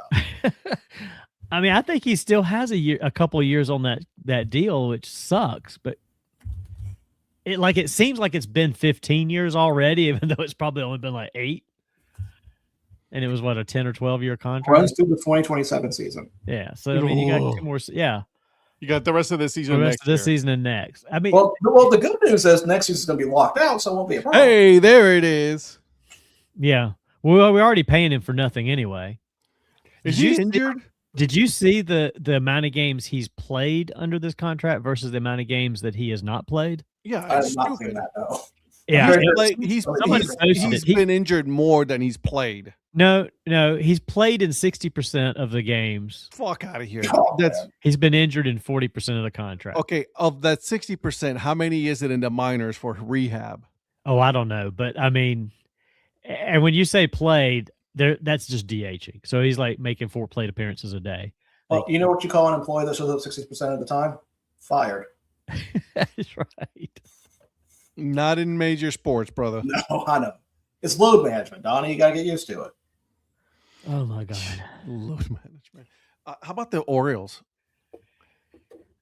2 years ago they were like, damn, these guys are young, they're hot, they're kicking it, and now it's like they just went. Do you think that Peter Alonso regrets going to there? Probably. I don't think so. Well, you don't think so? No, probably not. He probably is glad to be out of the mess of the Mets, and he's probably better off personally. And I mean, he's making a shit ton of money, so it doesn't matter. He's fine. Yeah, but. Yeah. I mean, hell, he's in a better position right now than he would be with the Mets anyway. As bad as the Orioles are, well, I was just gonna they're say, still better than the Mets. The Orioles are 2 games back right now, the last spot in the wild card, while the Mets are probably already eliminated. 10.5 back. Yeah. If you ask me who I think would bounce back between the Mets and the Orioles, I would probably say the Orioles at this point. I would stay with the Orioles. Yeah. And Zach's right about that. Mm-mm. Rutschman was he was the hottest thing a couple years ago too. See, well, that's the thing though. Like with Orioles, they don't develop their pitching, but in Cleveland, they develop their pitching. They just can't develop hitting. They are absolutely the worst at developing batting. And you're telling me you're not going to pick up a bat, and this is what pisses me off about this team. You have a really good pitching staff already. You're good. You're set there. But you need your players to help you out, manufacture some runs, and they're not doing that. Well, we can trade you Stanton. I'll take him as DH right now. Yeah, I would send him to Cleveland. I'd be like, you know what? You're going to send you to Cleveland. The problem is in New York, he's not doing anything in New York, right? No. So in Cleveland, you know what I'm saying? Although, man, imagine putting him, Ramirez, and Stanton right now. I mean, it could actually help you guys. There's a guy who I think could release a restaurant guide for New York, considering all the time he has now. It'd probably be Stanton. Yeah, like, dude, just go away. Yeah. You know what I'm saying? Like, and then God bless you. Because no offense to the Yankees, I don't think they're World Series contenders. No, not this year at all. Well, you know who's also not World Series contenders? That's the Philadelphia 76ers. Just up LeBron James. Thank you. There's nothing actually wrong with that. So I'm going to be honest with you in this one. I am surprised. Why is that? Philly was really not on my list of teams I thought he'd go to. Who was your top team that you thought he was going to go back? He was going to go to. I honestly thought he was going to go back to Miami. So did I. That was before that leak stuff came out. Like I thought beforehand because he's already done the Cleveland. He's already come back twice. Miami just seemed like that would be the next step. I would be surprised at this age, at this part of his career, he would be taking on with a new team. Here's the thing. My thought is I thought Miami was a better option, in my opinion. Cleveland is a good team, but like they would have had to do a lot to change their way they have their structure of the team to make it work with LeBron. So it would not work. Right. Mm-hmm. And so, but I think it would have been a cool story to see him retire as a Cleveland Cavalier. Right. Because I think this is his last contract. He's done. Yeah. And so, by the way, Liverpool just scored a goal. I just saw that. I was getting ready to say the same thing once you got to a stopping point. Right. And so I thought Miami was a better fit. But from everything I've seen so far, the talent, there's a lot more talent from the experts, right? Experts saying that Philadelphia has a much better. Oh, man, that's a hell of a goal. He kicked it off of the Wrexham player's leg, and it went up over the goalie. And it just ricocheted. Anyway. I think Miami with Giannis over there, had a better chance at landing him. Yeah, I'm intrigued to see how this goes. It's Philadelphia, so I don't think this makes them. This does not make them favorites in the East. I still think they're going to be behind Boston. I think it's behind New York is the Sorry, I favorite. meant New York. I didn't mean Boston. They'll probably be Boston. They still may be behind Boston, honestly, but I mean they'll definitely be behind New York. But that side, even though New York did win, the East is still seen as somewhat weaker compared to the West. Correct. So this could be a nice little boost. I'd be curious to see how he does. I mean, I don't know. They're an old team anyway still. But, I mean, you got LeBron. If you can keep Embiid healthy, and they Okay. just got who do they I just have a better chance of growing long hair, like Well, that's actually like growing hair that's like than Stan- Embiid staying healthy. Come well, on. yeah, I mean that's like asking Stanton to play 162 games. It's not going Right. to happen. But I mean, if you can get him to stay healthy at the end of the season or get him healthy for the playoffs, that could help. But they also got didn't they get what's his face from the Celtics? Yes. Jalen. Brunson. No, So I mean, Brunson's or, not Brunson. or it wasn't Brunson. It was Jaylen Brown. Jaylen Brown, Yeah. So I mean, which means they have a scapegoat when LeBron fails. well, you've got actually between LeBron, Embiid, and Brown, you've got one solid player and two, in walkers, getting the ball down the court. So I don't know. I think it could actually work. If it could work anywhere, it's going to be in the East because the Knicks are, not Well, necessarily. he does gonna have an contend. easier path to a Yeah, championship. that's what I than mean. He It's does an in the easier path, West. and It's not guaranteed, but he does have an easier path. Oh yeah, there's no San Antonio, there's no Oklahoma City, there's no Denver to worry about going through the playoffs. Oh, I get that part. Yeah, and it's all about getting to the playoffs and getting to the championship, and then you worry about getting past one of them in a 7-game series. Hell, even Minnesota. Minnesota was freaking dangerous in there in the playoffs. So, yeah, like the East is he at least he calculated this correctly to saying that the East is where he wanted to go because that was a better chance of him going back into the playoffs and make it far into the playoffs. I'm not gonna say championship. I'm just saying far in the playoffs. Yeah, I mean, and he has a way of bringing some other people in. So I mean, if he can get a couple more pieces in there, but the problem is they're capped already. They're well, strapped. yeah, I mean, they're not going to get any big name players, but they can make probably some shifts around. They literally have to release a player or trade a player in order to sign LeBron. That's how bad their salary cap is. Yeah. Oh my God. Yo. That was close. So close. Yeah, I'm watching Trash Pandas right now, so I don't know what's happening. Wrexham is actually not a bad squad, guys. He almost got a header in there. It just went right across the top of the net. Let me see if they have promotion favorites for championship out or not yet, because I'm curious where they're ranked. Since it's the three of us, we really should talk about what's been going on with. But I want to move into the NFL because I got some things I want to talk about in the NFL. Oh, go ahead and start with that. Okay. So, and I sent this to Virgil earlier today that I wanted to talk about this. I wanted to ask him, to put them on the discussion sheet of the 5 teams with the lowest chances to make the playoffs. Okay, but this is according to like all the betting sites and all of that. Okay. And so I'm going to give you some names, okay? And I want you to know, well, actually, Donnie, without even looking, who has, I'm talking, this is bad, 1,800 plus 1,800 longest shot to make the playoffs. Who do you think that is? That's got to be the Cardinals. I mean, that's kind of the obvious one. That is the Cardinals. And I already, I think, know who the second obvious All right, who is that? Miami. Miami. Those are the 2 worst teams in the NFL. Yeah, so Miami is after that, I was right kind there. of a toss-up. I'm not sure. So we got 3 teams. One of them is my team, just so you know. One of them is my team.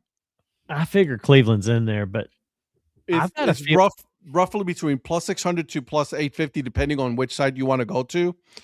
I'm looking at different numbers, but the same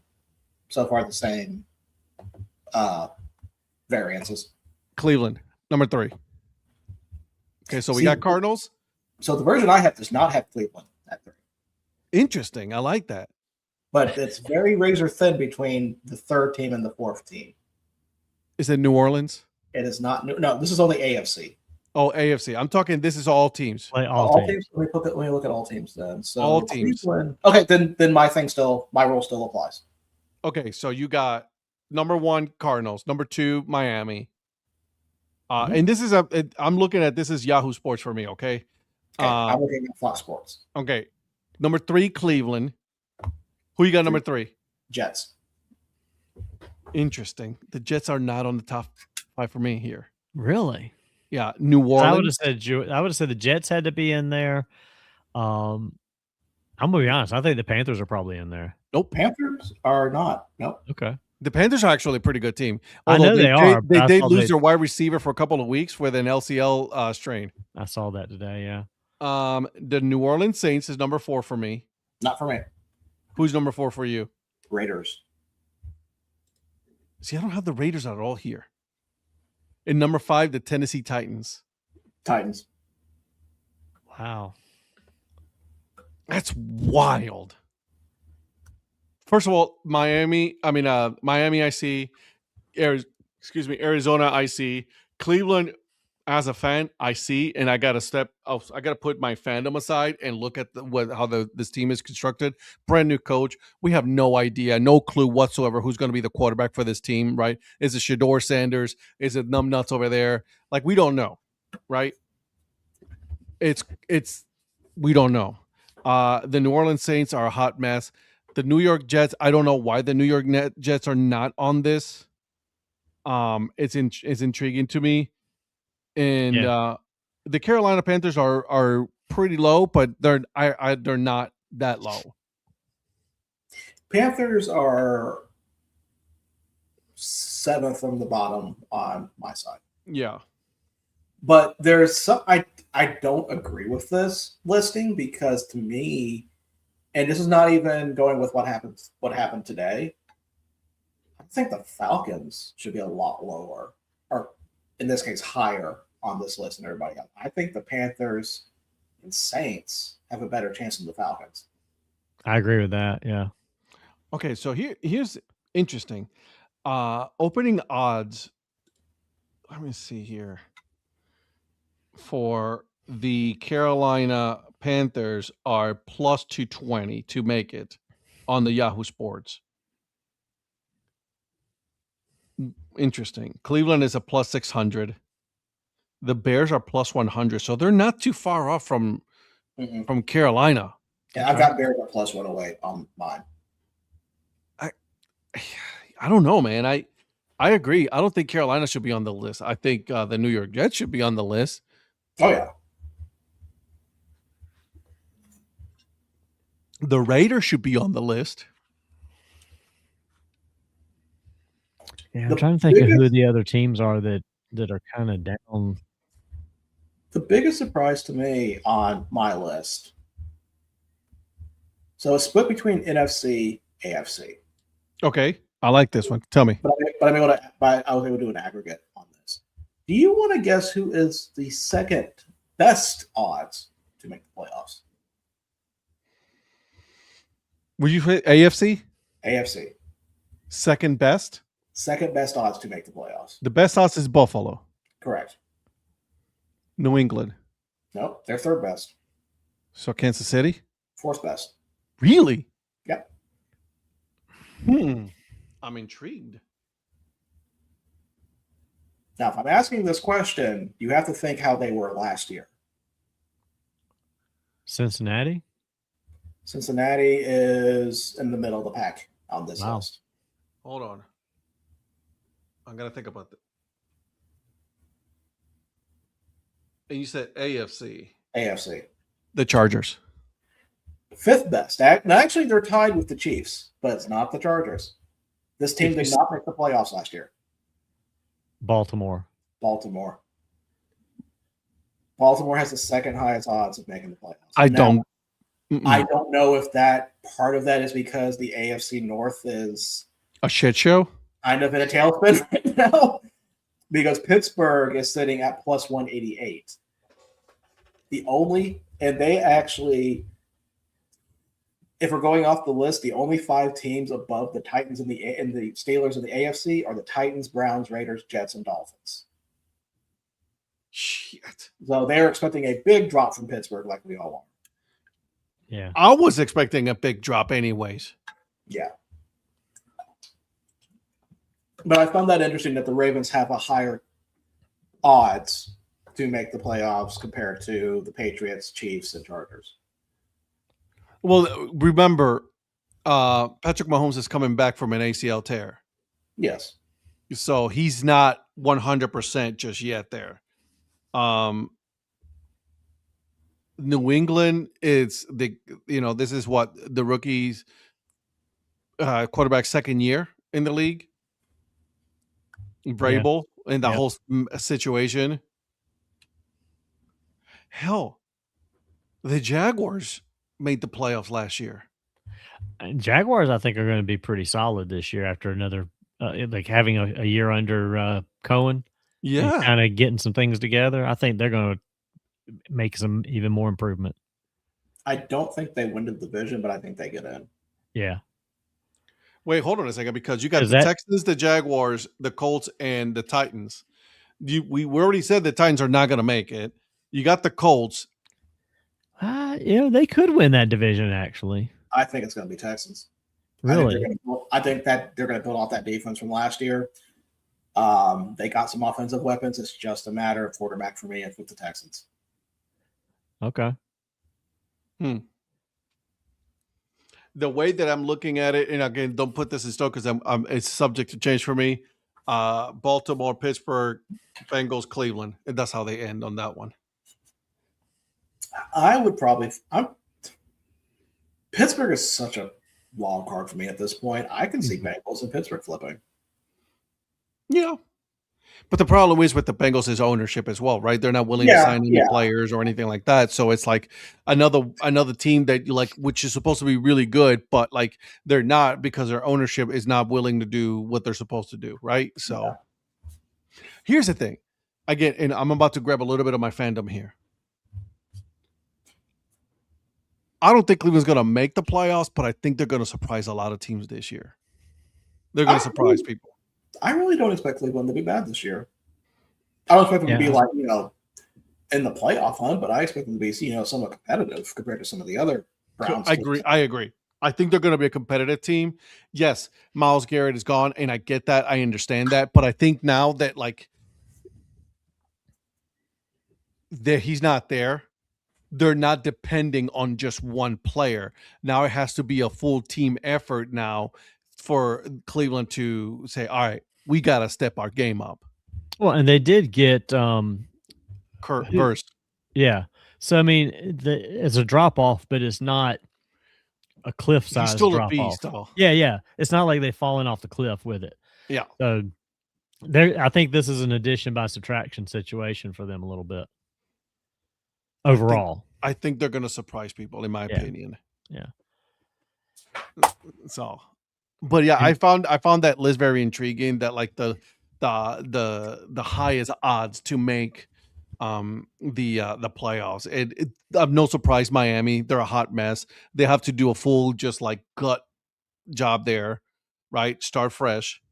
The Titans, Jesus Christ, another bad owner, right? Who just firing people because like they're not doing good, but they're not willing to put the time to let that develop and sink in. Right. And Pittsburgh is Pittsburgh. I'm sorry, but I don't believe in their coach. I don't. The last couple of years, even what he did with with the Cowboys, I don't think that's gonna work. Rodgers is 41 years old. I think Rodgers is more worried about his farewell stuff than he is about the team itself, in my opinion. Yeah, I'm really, really just morbidly curious about the Steelers this year. Oh, I would love to see them implode. Oh, it'd be so good. I want to end on this note, going on the NFC. So we already know that the Cardinals are last at plus 1,600. Do you want to guess the next team before them? Or after them, I guess, technically, in this. The Giants. The Giants. Do you want to get? I'm not going to tell you what their number is. So Cardinals are at plus 1,600. 1,200. No, Giants at plus 295. Damn. It's as big as a gap as they're looking at in the NFC right now, with Cardinals versus everybody else. Wow. So the question that I have here, and of course I know this is way. Remember, Cardinals do have some good talent. They're just having a lot of problems. Are we looking at a possible Ofer team here? That's so hard to do. It really is. Trust me, I've saw 16 of those. I've experienced this as a fan. I do not. Even if Kyler Murray was there, I do not wish that on anybody. I don't think they go over. I mean, Brissett's going to win a game or two for them, I think. If they can stay healthy. I mean, I did hear the over-under for them is 3.5. I heard that today on DP. And he had somebody look it up. When's the last time anybody had that low of an over-under? Do you know when it was? There was two teams that had a lower over-under in win total at the same time, the same year. Cleveland was one of them. Nope. What? Detroit? Nope. No. Two teams had less than 3.5 as their over-under for the season, and they both had it the same year. That's the best hint I can give you. Now, is this a recent, or is this like back when you were alive? In the 1800s. In your lifetime, Virgil. You're the youngest one here. Shit. All right, so in the 2000s.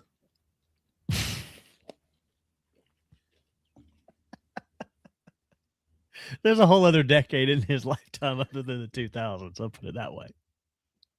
So in the 90s? Okay, I'll give you that. It's in the 90s.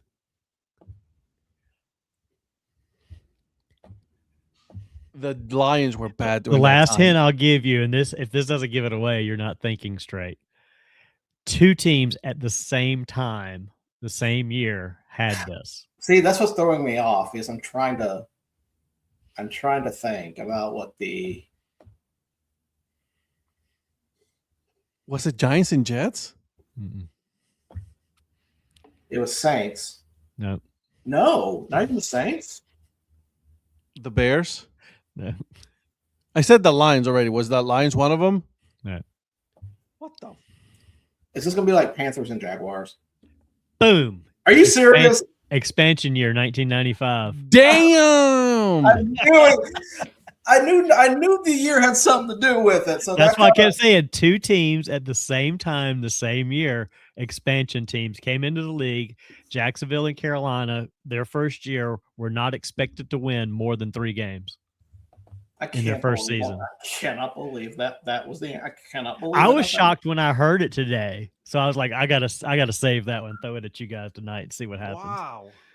Yep, that's the last time there was a lower over/under in win totals for any team in the NFL. So Jaguars and Panthers, huh? Yeah, first season they were not expected. Neither team was expected to win more than 3 games to start their first season. The Panthers had more of a success. Yeah. Then actually, they both had pretty good success. I'll be honest, I didn't even look it up. I think Virgil's actually looking it up right now. At least he looks like he is. I don't know what their win totals were, but I think they were both maybe over 5. Panthers finished 7-9. You said 1995? 95 first season, yeah. Panthers finished 7-9. Yeah.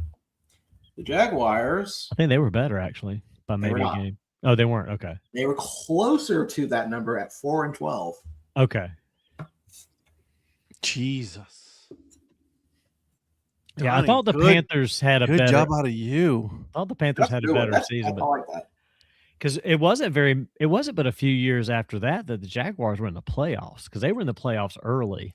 They were. The Panthers were too, but I mean, they both had some quick success in the 90s. With Brunell, yeah, the lefty side swinger, he's just like, like I remember all of that. yeah.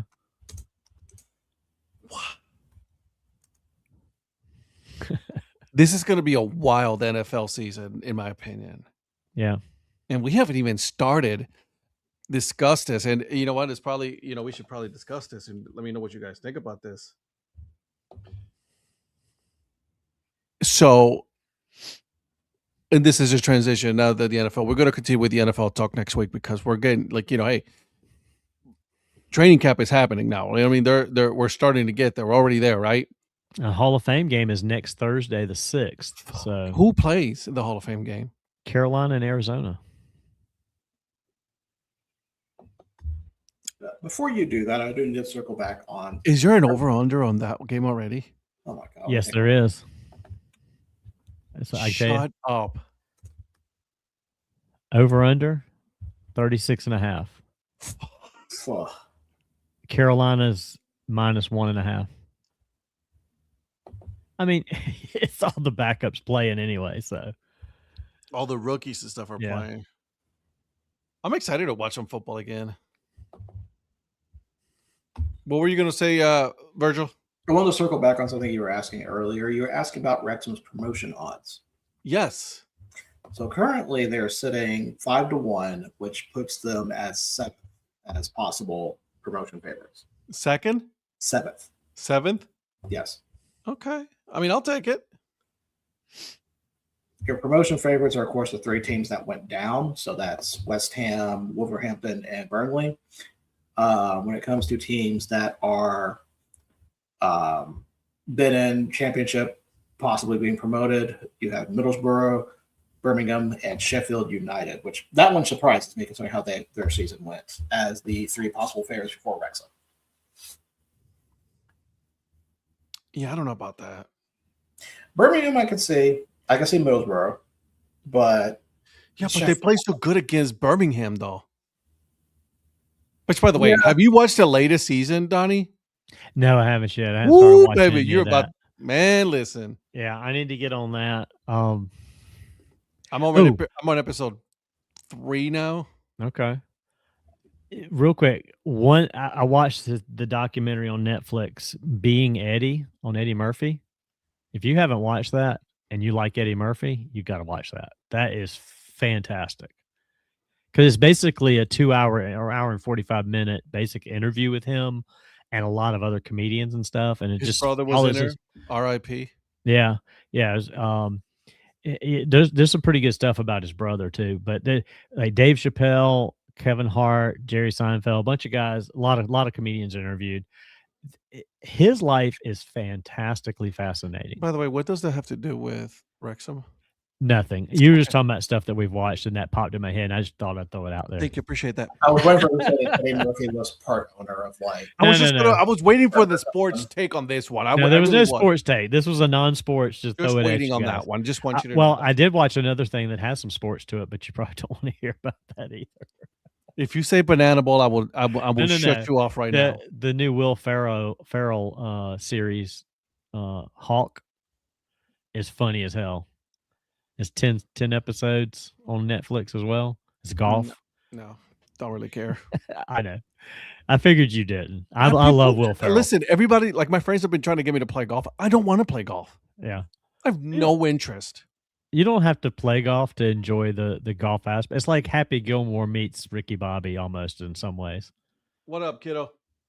Going to bed? Yeah. All right. Happy birthday. Happy birthday. You want a what? I want putt-putt. You what? I Oh, want putt-putt is different. That's putt. Yeah, putt-putt is different. Yeah, that's not golf. That's fun. That's fun. Golf is not fun. Putt-putt is fun. How is it different? You're whacking a ball on the course. Golf, whacking a ball on the course. Putt-putt, whacking a ball on the course. She's not wrong. Go to sleep. Love you, kiddo. See you in the morning. Love you. Go. Okay. Oh. Bye. Don't tickle me. Bye. I have my big purse. I see your big purse. Anyways, all right. So there's one more topic that I want to talk about. If you're okay with this, Virgil. Yeah, go ahead.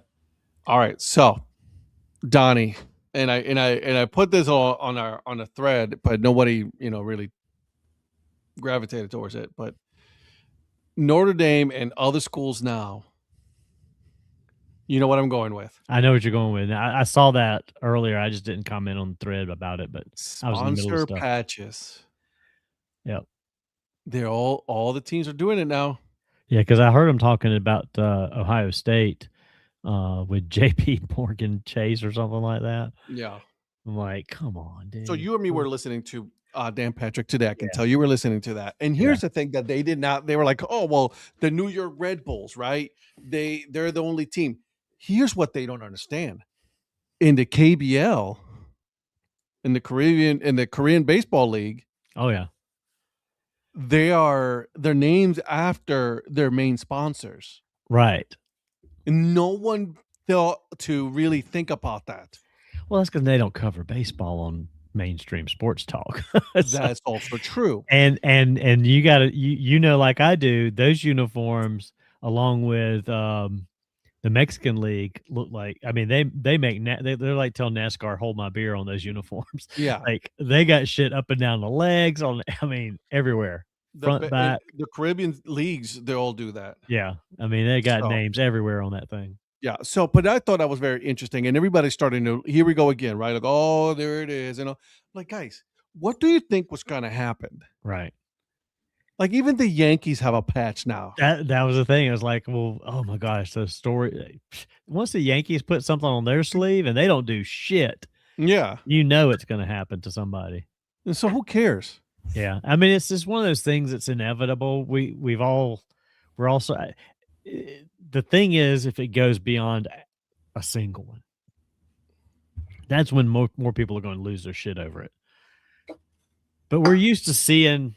Well, it's like they said too. Again, you heard it today too. It's like, well, the Nike logo's been on there, and it's like, well, they make it, so it's got to have their logo on it. Well, they don't have to have it right there. Nike doesn't make it; it's Fanatics that makes it. Well, I know, but I mean, you know what I mean. Like Nike, Under Armour, their patch on it and move on. Whoever, they have their stuff on there because they're the manufacturer, they're the whatever. But but anyway, yeah, I think if you're right, every team in college is going to eventually have it. They may not all have it this season, but I guarantee you by next season they will. And with the NIL, the way that it's going, yeah, it's a matter of whether they have one on. If you have one on the chest, do you add one on the? I mean, I don't think they'll have it everywhere because I think colleges are still going to try to maintain some amount of control on that.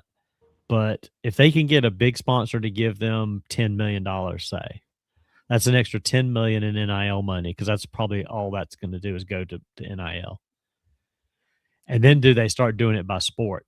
Does baseball get like $3 million from somebody just for the baseball team or whatever? Virgil.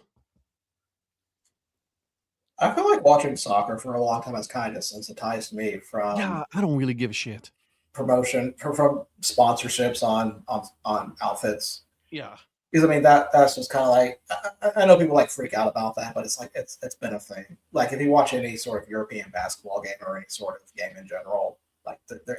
It's been there. That's the thing that gets me about learning soccer. That I've always. I mean, I'm getting used to it, but that was one of the drawbacks for me watching soccer was. Like I couldn't tell based on the crest who the freaking team was because I didn't know the crests. I didn't know the symbols. And I'm looking at a team and I'm like, Emirates, like, I don't know who the fuck that is. I know who Emirates is. I don't know what team that is. Like, See, for me, it was the same thing with that as you, Virgil, because like down in Puerto Rico, like all the teams have so many sponsors on their jerseys on the baseball leagues, right? That it just doesn't I'm so like numb to it, like you said, so desensitized to the point. It's like, oh my god, look at all this. I'm like, on the batting helmets, they're sponsors, on the hats, they're sponsors, on the jerseys, they're sponsors, on the pants, they're sponsors. No one cares anymore. Yeah, when I first started following soccer, I recognized the teams by the sponsors they were wearing for that Yeah. year. And then when they changed it, it's like, okay, that's when I had to start learning the crest. So yeah, but that's just how it's always.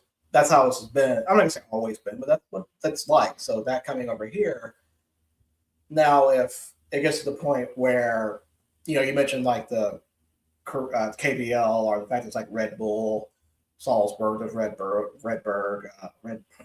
Bull Leipzig, Red Bull New York. If that will probably be when I think a lot of lines will be pushed if a sponsor wants to take over a team name.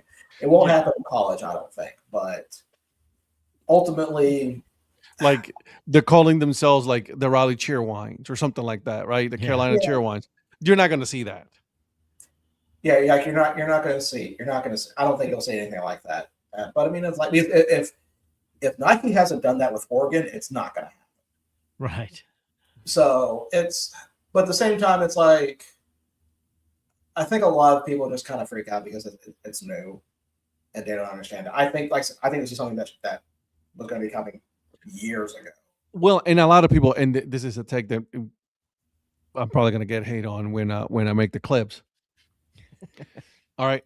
In Europe, it's normal. No one cares. Only here in the US is the only place that I've seen where everybody loses their shit over a sponsor. Like, who cares? Yeah. I would only kind of, I'm not going to say care, but kind of like go, oh, if it's like a gambling, like online gambling or a crypto one, like something that you know shady. The thing that got me was when the umpires were umpire uniforms in MLB were sponsored by crypto, the FTX. I was like, what the? That's the most conspiracy forming thing when you've got the people that are controlling the rules being sponsored by crypto or again, like if it was DraftKings. You better get used to it because either some like DraftKings or will do it or Kalshi, somebody's going to come and say, hey, we'll sponsor you. Yeah. You know what I mean? And no, that doesn't really matter to me anymore. Like obviously, there's so much corruption going on with all these leagues, especially what's going on with the teams. FIFA. I just don't see the officials needing to have any kind of sponsorship on their They don't uniform. give a shit. I know they don't, but that just is stupid to me. They don't care. They don't care about your opinion. They don't care about my opinion or Virgil's opinion. They know that they're getting a very big fat check. Yeah. Just for having that FTX patch. Yeah. Do not care. If there's any patch that should go on umpires, which would be the most hilarious one, it should be like Warby Parker. The what? Warby Parker. Oh, yeah. But no, this is just kind of what this is just for Sainsbury Eye Center. Yeah, exactly. But like that's just like sponsorships on jerseys is part of it. Like we have like look at NASCAR. Well, see, I've been I'm not a huge NASCAR fan. I'm certainly not a Zach Beeson level NASCAR fan because Zach loves NASCAR.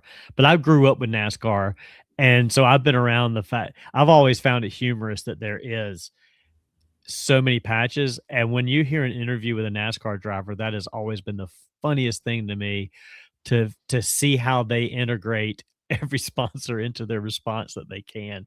How was it out there today? Well, the Coca-Cola Chevrolet blah blah blah blah blah blah car did fantastic today. It's like that was always fascinating to me. So I couldn't care less, honestly, overall.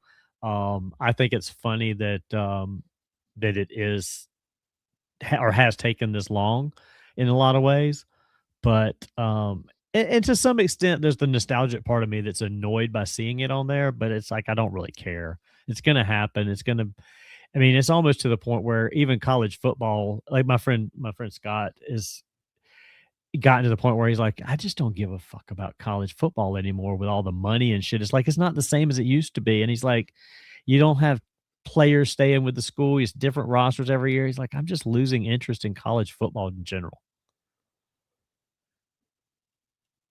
And that's just where money ruins everything. I don't care. Honestly, I mean, from a nostalgia Sponsors, standpoint. yeah, but again, we're in the period right now in Major League Baseball that like nostalgia is a thing of the past now. Like Oh, absolutely. even all of that. Like we have to adapt to the new future of baseball, right? With all these sponsors, with on the helmets, where everybody has Strauss on it. Remember during the playoffs and all this other stuff. Like it doesn't. Oat milkers, for God's sakes. You guys know how I feel about oat milkers, and look at all this shit. I should have worn my oat milkers jersey if I had known we were going to get to this point tonight. But it's true though, right? Like, Major League Baseball made this decision Maybe next and week. then implemented it into minor league baseball. Right. And And they I give thought a shit about the opinions of the minor league system. No, No. they didn't care. And I thought the Strauss thing was going to bother me more on the helmet. It does. I mean, I can't even tell it's on there to be honest with you, from watching games live. It blends in, so it's irrelevant. And I get it. It is what it is. It kind of annoyed me at first, but the thing that started it for me overall was stadium naming rights and calling a stadium by a corporate name. I'm not doing that. Progressive Field. Yeah, You I know mean, what they always called that? I still call it Jacobs Field or whatever. When I went to it, it was Jacobs Field. That's what it's always been to me. Yeah, I mean, when I talk most of the time when I talk about a stadium, I will call it for the most part, not every time, because I still call Bank of America Stadium in Charlotte Bank of America Stadium because that's just what I've known it as from the start. But Why is this such a big deal?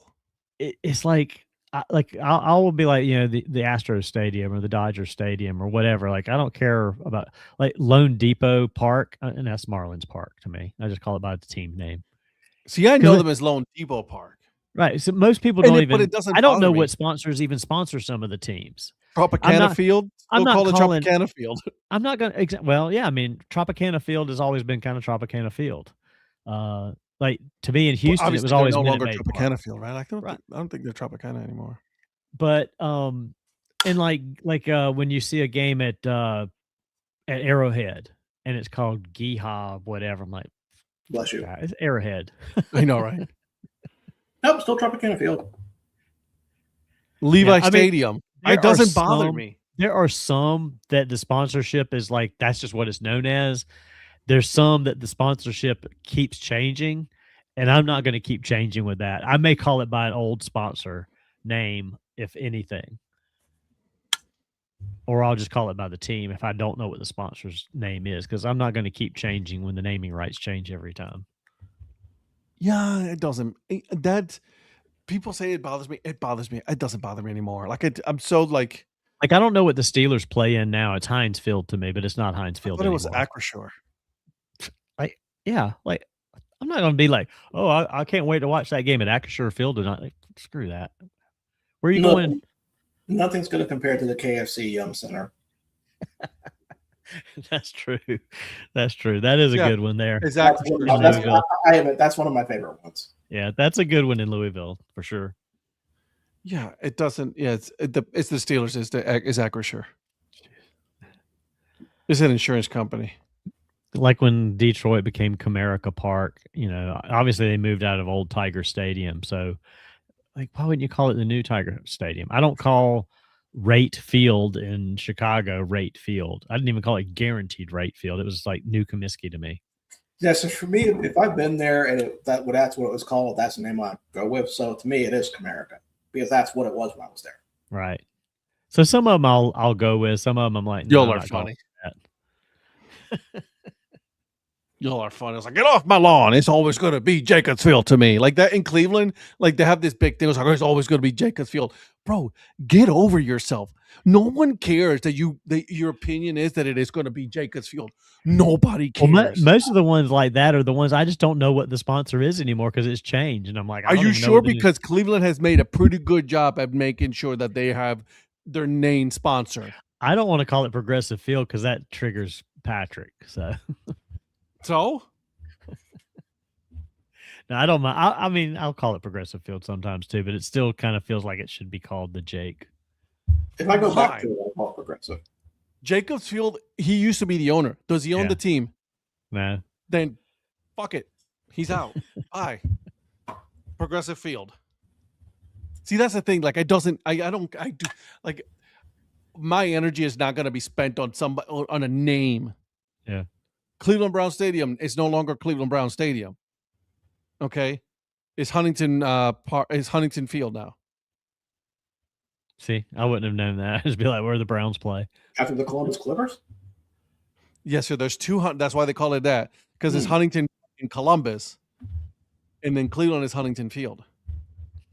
Well, that's like with the Segra. There's Huntington Stadium. Segra Park here in Columbia for the Fireflies, and it's Segra Stadium in Fayetteville for the Woodpeckers. I'm sorry. No, Donnie, for someone who, as a purist who has been the Columbia Fireflies the inaugural season, it will always be known as Spirit Communications Park. Thank you very much.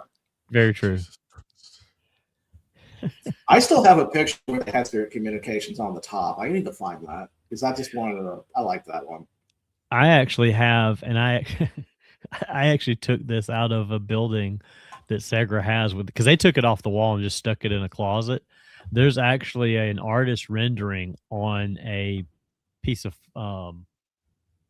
it's like a hard plastic, HDF kind of plastic. I think that thing's about 4 foot by 2.5 feet tall. Artist rendering of Spirit Communications Park when it was first designed, and they had it hanging in one of their offsite, what they call a pop site, where they have fiber hub site. Mm-hmm. And I was like, damn, that's pretty cool. I always liked it when I go in there and see it hanging on the wall. And they had a huge round one with the Fireflies logo on it. They still had the Firefly one on the wall, but because it changed to Segra and it's not Spirit Communications anymore, they just took that one off the wall. So I was like, well, I'm going to take it home with me because ain't nobody else going to take it. I got to go through my old pictures and find that because I think they're on the other computer. I'm sure I have some as well. I know them as Segra Park. Yeah. Like I said, a lot of them I do call by their name, but there's some stadiums that I'm not going to frequently that I don't know what the name of the sponsor is, and I just call it by the team name because I'm not going to take the time to look up who sponsors it. Okay, so Ed, what's Asheville? No one cares. Whatever their ballpark is, whatever the sponsor is. Hey, what's it? Hey, I always say, hey, where the Asheville Tourists play. Well, see, that's always been McCormick Field, and now it's got a sponsor name to it, and I'm not going to ever call it by that. It's McCormick Field to me forever. Get off my lawn. Sorry. He'll say that until Progressive Field becomes Banana Ball Field. Then he'll really change his opinion. No, I'll just say where the Cleveland Guardians play. Banana Field is not going to be never that. So just let's be honest about that. They rather sponsor something else that's a lot more successful than Cleveland. So let's not and say we did. You know what I mean? So there's no chance they're going to have an Art Modell Stadium there or anything like that. Not a chance in fucking hell. Hell will freeze over before they do that. They already named the stadium Art Modell Stadium. It's in hell. They will rename it to Art Modell Stadium, and then the next day they'll implode it. Oh, wow. With it. I don't care. You know what's funny, though, is Art Modell caught way more hell for moving to Baltimore than the Ursays ever caught for moving to Indianapolis. Which is funny to me because they both did the same thing. They both packed up, moved. Yeah, but the Ursays did it so long ago, though. But they still own the team. That's what's crazy. Is they still own the team, even though they moved it. Modell owned the team for a while, and then he didn't. Yeah, man, fuck Modell. First of all, it's not bullshit right there. I think it's also because it was so so much in the news, right? And then they got sued, and he lost the naming rights to the team name, the history, all of that. Yeah. So he lost everything. Right. Yeah, I think that one was just messier in general. That's why. Yeah, that's true. A messy divorce. Yeah. Bolton was like, "Oh, okay, well, we lost our team," and then they got a new team. let's not get started on this. But nothing bugs the hell out of me more than a team leaving and then a city getting another team. And I will I'm like, never accept any apology from it. Like, oh, Ed, I know you lost. Man, fuck Baltimore, okay? right. Fuck the Ravens. Like 100%. I hope they leave. If they ever they lose, I'll be the first one to party if they leave Baltimore. I do not care. Yeah. I mean, the Hornets moving to New Orleans was the stupidest thing for me ever. And then they give them a new team after a stupid name, after their owner. And then eventually they give them back the Hornets name. But it's like, you've already just screwed this franchise. So here's the thing, though. Here's something that we don't talk about it. Why the whole Cleveland move was a lot more prominent than Baltimore. That Cleveland team was so good in '95. Oh, that's true. Yeah. Oh, yeah. You know what I'm saying? It was like that was a Super Bowl contending team, Right. right? And then he just up and left because he didn't get his way of a stadium. Right. But he should have waited a couple of years. And then the Baltimore Ravens goes on and wins the Super Bowl, right? So that's why like no one will ever say, anything good about our Modell or the Modell family. Right. Well, we talk about teams coming back to cities after leaving. I wonder how the NBA is going to work with Seattle. Yeah. Doesn't Oklahoma own all of the Seattle history and all that, or did they do the same thing as Cleveland did? I don't know. I don't know where they stand on that. I kind of want. The reason why I'm asking is because I'm wondering: is there a set amount of time where it's okay? I think Seattle should be the Supersonics. I mean, I think they should be the Supersonics. Yeah. I don't think they should like inherit the history of the Supersonics. I think to they the should. new team. I think they should. I think they should. It's the same thing as Cleveland. Same thing as Cleveland. I mean, I guess the city owns the history more than the team does. I get that. Give all that history to Seattle. Give all that back. All their Hall of Fame players, all of that stuff. They're like they earned their stripes in Seattle. They didn't earn their stripes in Oklahoma. They earned it in Seattle. Yeah, I guess the history should stay with the city. Now that you say that, yeah, you're right. Same. You know what? This is a great time to talk about this. Same thing with Tampa Bay Rays, right? The Tampa Rays. Yeah. What happens if the Tampa Bay Rays leave? Are they going to leave the Rays moniker and all of that in Tampa? Right? And then wherever they go, become a new team? Well, do you think, even though they're a different name, look at Tennessee and the Oilers? First of all, fuck Tennessee and that bullshit that they try to play with the Houston teams, the Cougars and all that.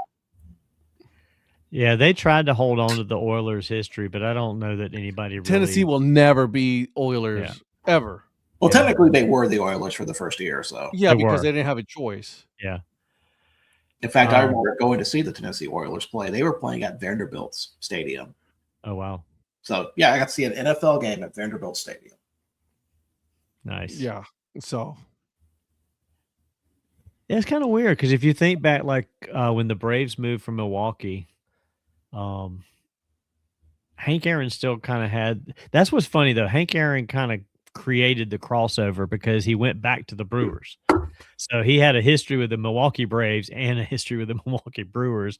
So it kind of muddies that one a little bit. Because I don't think the Brewers own the Milwaukee Braves history.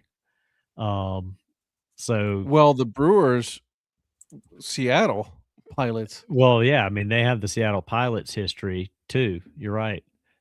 That Milwaukee is like it's so enthralled in so much like baseball, like stealing and losing and stealing, and it's just like it's a hot mess. Right. It's a great name for the Brewers, and that's Bud Selig, by the way. That was Bud Selig's doing. Exactly. A lot of people don't remember that he was an owner. Yep. Before he became commissioner of baseball. Wasn't it the same with the Senators going to Minnesota? So you have the Washington Senators. I mean, baseball's got a lot of those. How about this? NBA. Well, you had multiple Washington Senators because there was also the Senators that went to Texas and became the Rangers. Right. Yeah. Was it the Lakers? The Lakers were not the Lakers in LA always. They were in Minnesota. No Lakes in LA. I mean, obviously. That's what I'm saying. But like, everyone's like, oh, this LA history. I was like, motherfucker, y'all went in Minnesota first. The New Orleans Jazz, now the Utah Jazz, right? Like, I mean, that bustling jazz scene in Salt Lake. Yeah, and Salt Lake is real bustling. All right, watch out. We will get Zach riled up here at the end. I don't know about you guys, but whenever we go to Utah for that baseball trip we're supposed to take, I'm looking forward to seeing what the Jazz seems like over there. Oh, I'm sure it's going to be nice and great. Oh, yeah. So, I mean, if you think about it, based on what we've just talked about, there are times where that history hasn't stayed with the city, and there are times that it has. But I agree with you saying it should go back. If they have the Sonics, it should go back. The Sonics history should be with the new Sonics franchise because it should be part of that Seattle. Absolutely. It's part of it's part of Seattle. Now, let me ask you this. If they gave Seattle a new team and they were not the Sonics, they chose a different name, then how do you feel about that history? Does the history go back to the Seattle? Go back to Seattle. I feel like you put emphasis on the first name and not the second name. The Seattle. Seattle. Same with me. I put emphasis on in Seattle being the emphasis there and not the actual team name. So should the New Orleans Pelicans have the Jazz history? Yes. Yeah. Okay. See, some of them are more muddied to me than others, but there are some I would probably there probably are some I would question. Yeah. But ultimately, that's just kind of what I think. Like when you think of Pistol Pete, what do you think of? You think of the New Orleans Jazz. Yeah. Well, you think of Oklahoma State, actually, but besides, no, I'm talking in professional, not Oklahoma State. Yeah, professionally, you think New Orleans Jazz. New Orleans, right? You don't think of like the Minnesota Jazz. You think of the New Orleans Jazz in, for Pistol Pete, right? Yeah, you like my knowledge there on basketball? You're welcome.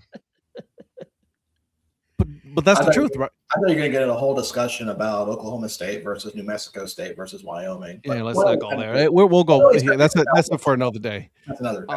Yeah, like I mean, we're already at the top of the hour here, guys. It's 10:00. We had some good conversation tonight about a lot of discussions that we had today, and we didn't even touch on one of the things that I really wanted to touch on and discuss today. Oh yeah, we have a whole Monday thing for that. We tune in on Monday, guys, because we are about to have a full-on blown discussion on FIFA and their corruption that they have going on. Absolutely, yeah. Lord knows what's going to change between now and then. Well, did you see that CONCACAF already came out with it? No, CONCACAF came out with a statement that says we're concerned, but we haven't decided how we landed on this. Yeah. All European is like, yep, nope, we're good. Croatia was like, yep, nope, we're with a European nation group. Well, it's funny because since the broke out, literally today, Czechia's president or FA president says, "I side with Infantino." No shit.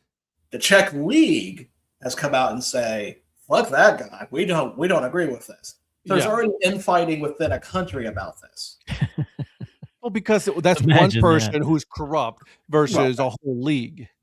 The whole league is like, no, we ain't doing this. No. Yeah.